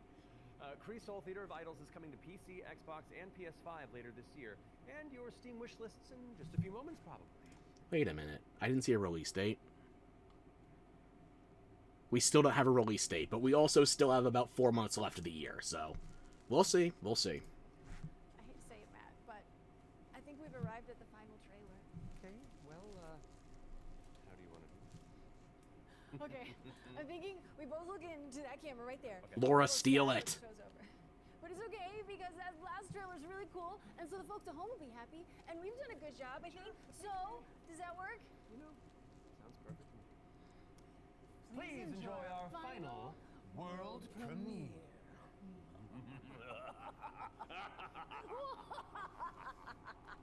Ooh, I liked it. Yeah, that's fun. Okay, they're both cute. Welcome, sisters, daughters of Hortus, to these blessed halls of Porthborough. You have been chosen, honored to the parish, to serve the will of Mother. So come, step forward. Let us see what flowers she's given us. Such radiant blooms, so full of promise. Now, I must confess a change in plans. You shan't be entering the garden today. And the Twitch overlay just crashed, of course, on the final trailer. Motherfucker.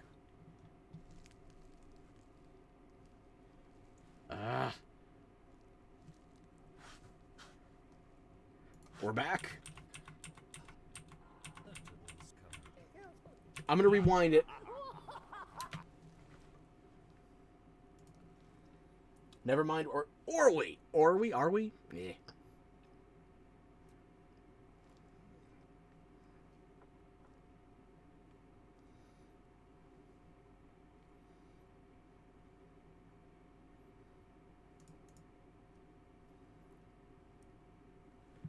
Come on, any moment now.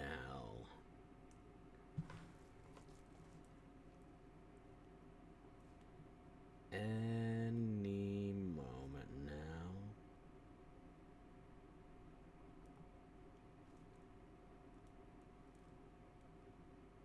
Still connecting.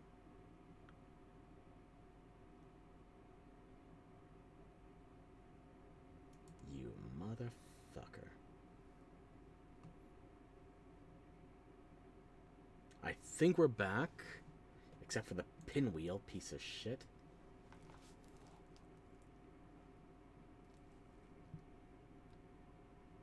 It's looking like we're back. Let me just do a quick 1, 2, 3, 4, 5, 6, 7, 8, 9, 10. We have over 10 seconds of delay, but it does look like we're back. Okay. Oh, hi, just with delay. Okay. Well, we're almost done. We got less than 3 minutes left. We were so close to ending with minimal scuff. So close. Ooh, I like it. Welcome, sisters, daughters of Mortis, to these blessed halls of Northbound. You have been chosen, honored to the parish, to serve the will of Mother. So come. Big delay then, yeah. Let us see what flowers she's given us. Such radiant blooms. So full of promise. Now, Bloody petals, mother. Are we getting Diablo 4? No. you shan't be entering the garden today. Take heart, faithful ones. Sad wife, sad life. I'm not married to the performance. And tonight, you will be sown!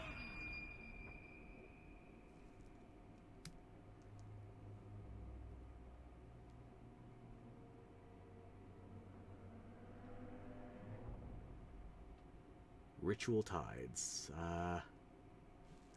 Hold on. I've got something to show you. Okay. I bet you didn't expect that, did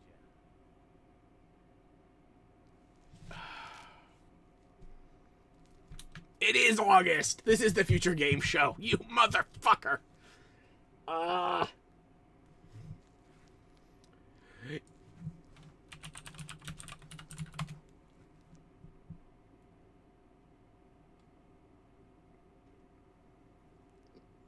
We even already had a gameplay look back in March!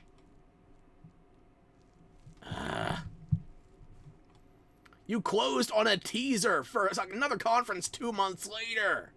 You sons of bitches!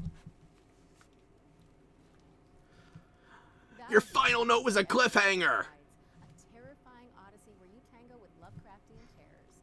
Wishlist it now because it's coming soon to PC. We'll have the full gameplay reveal during the next Future Game Show in August, so mark your calendars for that. However, that does mean we've reached the very end of this year's...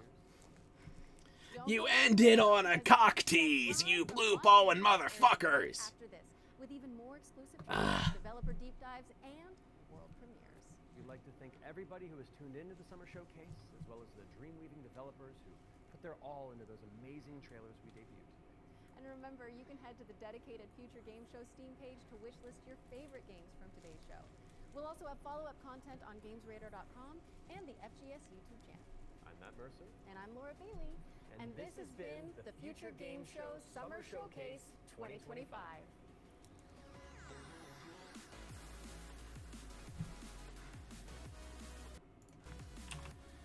Yeah, so that was a showcase, and I think I can honestly say that relative to what else was at SGF, that was one of the stronger ones. It was stronger than Devolver, although Devolver was more comedy-reliant than anything else. I think PC Gamer will be the strongest one, considering if Future Game Show was that high on, then compare that to the relevant State of Play, Nintendo Direct, the Microsoft Conference. Oop. Didn't mean to smack you around, sorry about that.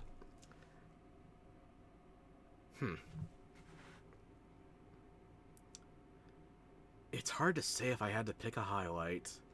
But I feel like something that just jumped out at me surprisingly was, if I can find it in here.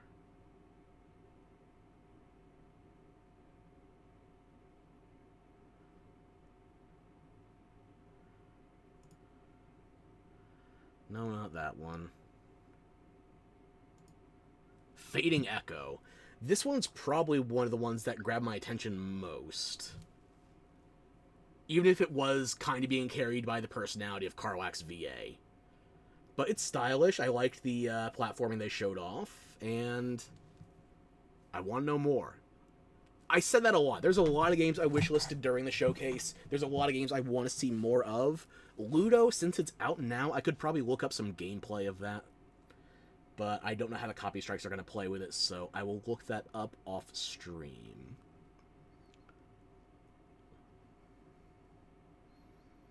But yeah, in general, I'd say Future Game Show was pretty solid for a showcase in 2025. I'm going to have to look up when the August showcase is, because that last trailer, that was just cruel and unusual. A cliffhanger for your finale? Oh, imagine if I just abruptly hit the end stream button and... No. But yeah, that was a really solid showcase overall, and we're almost done catching up on Summer Games Fest 2025. We will be closing out with the PC Gamer Showcase next time that we do a React.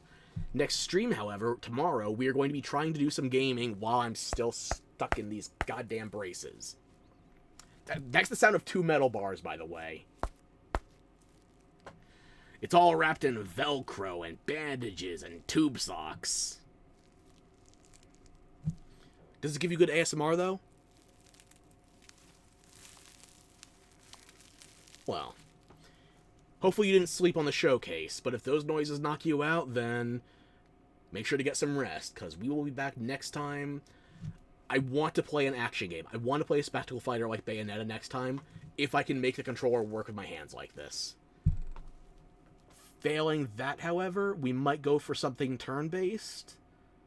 I could see maybe some Paper Mario, Thousand Year Door. I got that on the Switch, ready to go. We got options, is what I'm saying. Next time is not a React, we are playing something, so... I don't want to play around with your time anymore. Let's get out of here.